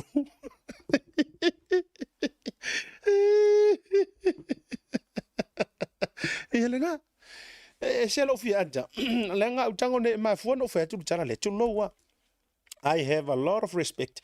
O te lo fotanga te whai longa lau te malama le winga o lau tala. E le ti ngai lau tau o tau whingaro langa ko ke sila fia le ano fale. Aua le vaai le lau a manu ai tuli mata i le wha amuli o antu. O le winga leo lau whasoa. I have all the respect i lau whai longa. Ai kala ngoa mai loa le wari ia mana lau le wha leo o le whainga malo. E kala ngoa mai loa mana lau le wha lea. E te loa lau tala. O le matua le mamao ngai kangaka. O le makuale mama le si fai profesa nga le mako nga le sau nungo isi por kalame ya o ke ofo ha o fe ke sa o molo profesa ai ke iku i le paroka i lo profesa o fe ala o yai lo profesa o se fe mai yai ia lo fa fia ka mai le fa sanga ko run fa maungia fa ko singa manga mo me uma. Now can somebody explain that to me? Leo ke whaia kuai. Do you know that's the reason o ke kaule fiaro e ka kala ke le na maka upule mo whasoa lau ke le kuai. The reason being, lea ngai makua mama umai maka uvalea i maisi polofesa. Onga o le meo le polofesa pe ua koe wha valea ringi kai mikuro. Yes, I'm talking about you polofesa le maisa lenga. O whialangi o fia polofesa e ke alu ilunga. E ke alu ilunga o poro kalame e whai o nguku li, o nguku pua, o nguku tulo. Ai fa fe o whialangi o fia polofesa e fia o ingai o re ka ngaka poko. E fe ka lai. O whiala so polofesa, anga o kelenga o kaule whaasanga kere kankale, alenga o whaiak. Se e kasi ala o whaasanga ngā kunga ia o e umaro koe fia. Wai, e ke fiu e kaulau mai ia. Ma, e le iso o whailonga wha polofesa. So I'm fine, ai whamai au ke valea. E le, o langa i le o polofesa. A o le me piko i siling ka valea o lo polofesa ai makua e wha valea ma me ki kangwhai. O le me ese la ngā. E fai ngā kere ngā lau e oer polo fesar ka ngā kai leise fai longa o le valea. Le ngā e leise fai longa o ngā karanga. Ai fai ngā kā ngā e sau molou polo fesa. Ai e alu lunga o polo kalame. E ngā o faa vasi vasi me iai. Ia, ki loa la ora ko ngā polo fesar ngā ngai ke iai. E alu le pāloka e fai a inga i kangaka. E le ingi fai longa. Le tau te la lau nei, la lau ai lava. E le muka le la lau inga o le a onga, o le valea, o le a, ma le a. A o le ale menga kupu le pāloka. Pakai le a onga, pakai le fai pusa aisa, pakai e makua hafe i runga vai. I la lor ka piripiri kulor fa fonga le tunu. Fai a inga le pāloka. Ko e oso ave le whamasingonga ai saurei unga, koe whaupopo aku si paia inga e rua, e ke le en taito e ke le alu se mea, wangila. Ua, o fea oi ai. Ia ngā. Se whamai fo i kokero loku. Ai umawhionga le atua e wha malamalangi mea koke le fia malamalama. Leanga o mea le anganga e makuange ngefu ai kingo. E le malamalama i o tauri tino, tātou tino. Le malamalama i mea le anganga. La lea. Whawhikai ai la fionga le mingiska. Ia olo. E tu sa o le whaamani noina o le mata upu. O leisi tātou vaenga. O lea ua toe tu inantu ia le whaupopoina o le taimi. E ilo ino le mata upu fo i lea lea ana. Mangkua kasi lea maka upu. O lena toe tuli mata ngau mai. Langa maka upu fo i lea nga whai ai langa la fonga i kukongo le pāne menge. O la auli le la fitu o le pokalame lea. O le pokalame kongo angea le tauta iai. E ui a la o lea ua toe whaupopo atu. Ai langa it's a news. O le mātou tiute, o le whasoa, o mata upu, o le fo i mau ke a fi ai. O lea lana tātou look forward. Po fea o le ata oto iai lea mata upu. Lea la ua toe saunua le fonga fitalaima o lea ua toe tu inantu. Ia se teimi whaupopo. Se ia whaauawa i pea le lauri liunga mai loilonga. O la fonga ia leanga e le mama, e le malie, e le longo le lei. Le whape mai, o la auri le la fitu o le porkalamele nei le tauta iai. Po le Blue TV. Ioi. E la filea. Walanga leo ke whalanga hau, o lo ke whalau ke lea kua. O la ule a tali whaalau i tele. A o whaanga yo iai suenga matulanga uma. Se I can't wait till time e la wele unga. Leanga o ku ainga ku inga ngi o ku ainga fai pule ia e mo miar kuri fa fo man moka. Tu loa mana tua mai foi o le media o le isi pou tu toa lea o whainga malo. Media is the fourth pillar of government. Lea la ua karangoa aku le vai longa wha. Vai mua, vai longa rua, vai longa korule ia ile. Whamasingonga, pūlenga, maripāne mengi. Laku loa mara vai longa wha. Ala lewa uwhai atu. Ua tatau tu i le komiti ta fia whaalongolongo antu e le tau sa ili ilinga. Pe ua maua ni a tau wha maunga. Ai o ana fea foi na matuata manino ai le tua i tua, le lafi ai kua o la audi. I le porkalamele ni ua tau na mairuma. A whai e whaamaungia whasala le Blue TV. A whai e whaamaungia kapongi. Po le alavar ko inga whasalanga ko ke whaia. A whai e le whaamaungia wakaunga kuri le ko inga whai pule. Na o le tau whaaleanga, na o le tau tuwai, na o le whaatupu vevesi. Whaatupu masainga, ma le whai kala whaakupu. E le anga ke le mea o le whai pule. Ai whai kala whaakupu. Ea. Ele anga kele. Oi rofo i yare tai mea mauai. E anga ka whaiak. E ia yare kai mea mauai. Lea la se tātou wha tali. Tali ilangi e pe o le tala le whai. I vai o lea. I tū malo. Ka ko whakarikari. Po o fea. O le atua mai ai. A wa leva ngo ufia wha rongo. Le langang kua inga whai saukala. Leanga no fia mautinoa. Po o fea o le ata oto iei. A le lau toi whaupopo atu. Talo sia ia. Ai wha umaia ngi kausanga. Ioi. Kalo sia ia. Leanga o le sifo ima ka upu le ale ae lo loma le ae umia le ikoi. O fea ua fai iei le mata upo le fonga fitalai malo au. Fea ua fai iei le si maka upu lea. O maka upu e o le vangkau kau ai mai lu mai fai. Ia. Lai le maka upu fo ile le le o mata upu lea lo au masi ai nga fo ilea. Ai ele maka upu fo ile al fai pule o ia le alo au. Ia male fonga fitalai le me fo ile lo le fongo le fa ngoi. Lai ai ki kula fonga ku mau. E fa malolo. Ai fai aku. Ai ke ero au. Fea ua fai e ngā maka upu le nga fai fa masingonga. Wa te taun wha ngā solo isi mta upu ia lau fionga fonga le mota. E o foi line maka upu lea. Awa le e ilo ukari kungunga. E le te tau na fai wha kengengia. E le te tau foi. O na tau tu ua vanoa ia lea anga. Lea ngā keke lea ngā whaila ia ngā vaku. E la ikiki mai eira maa fia o tiketi. I meo whaila ola ngi pusa nganga ka lau aku iluma. O le whaila o kusir moka.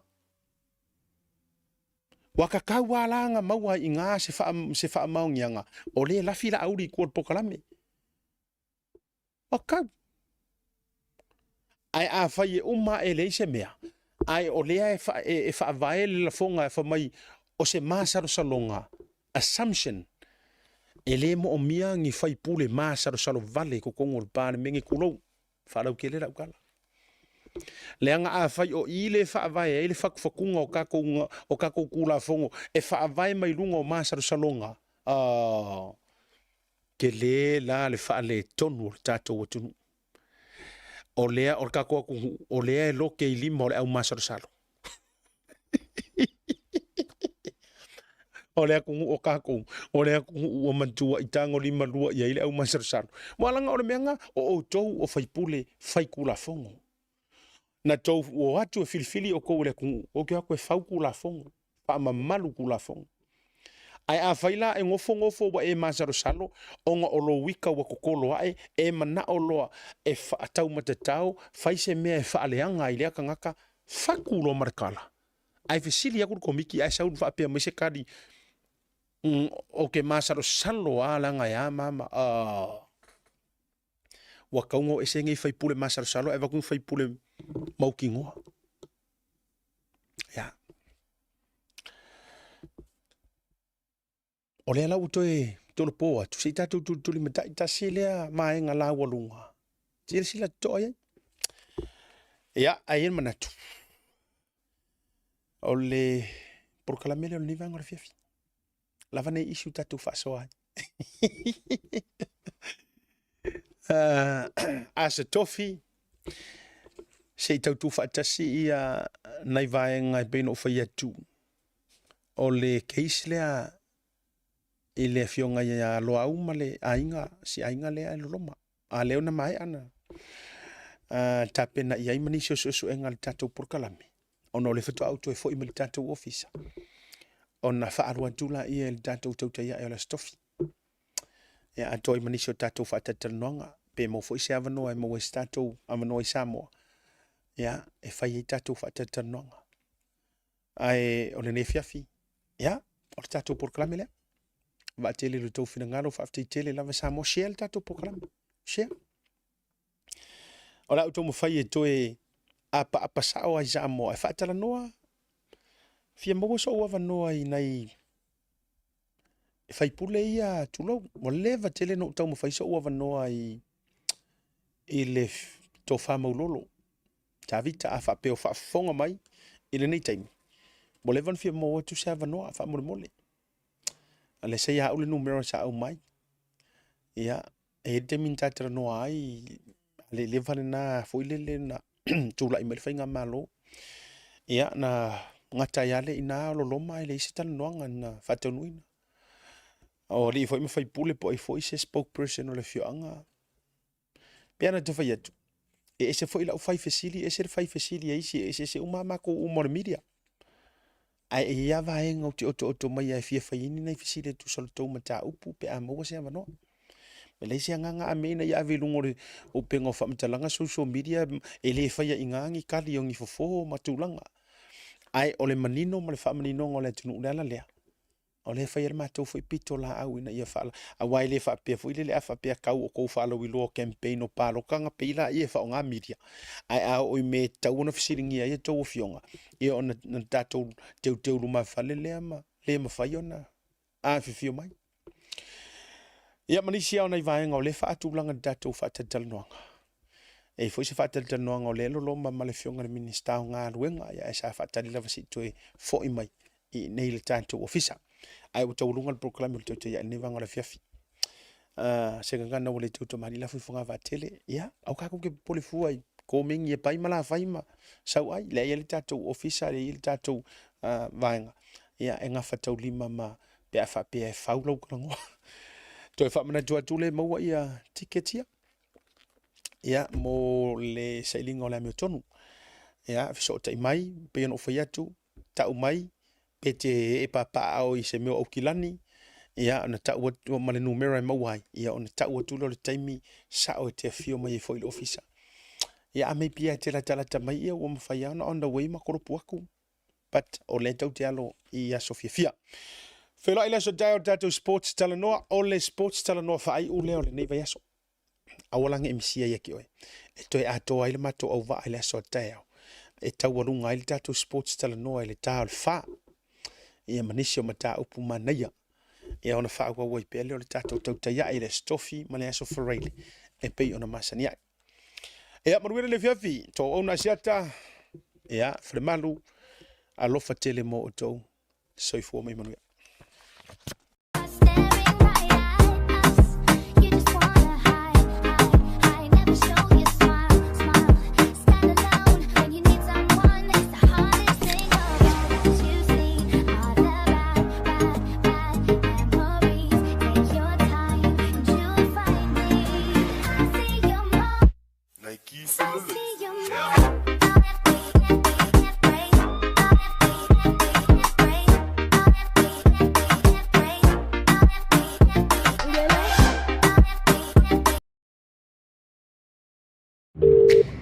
Seal plumbing. Oh no, my hot water has run out. Stopped working. Smell gas. I'll see you soon.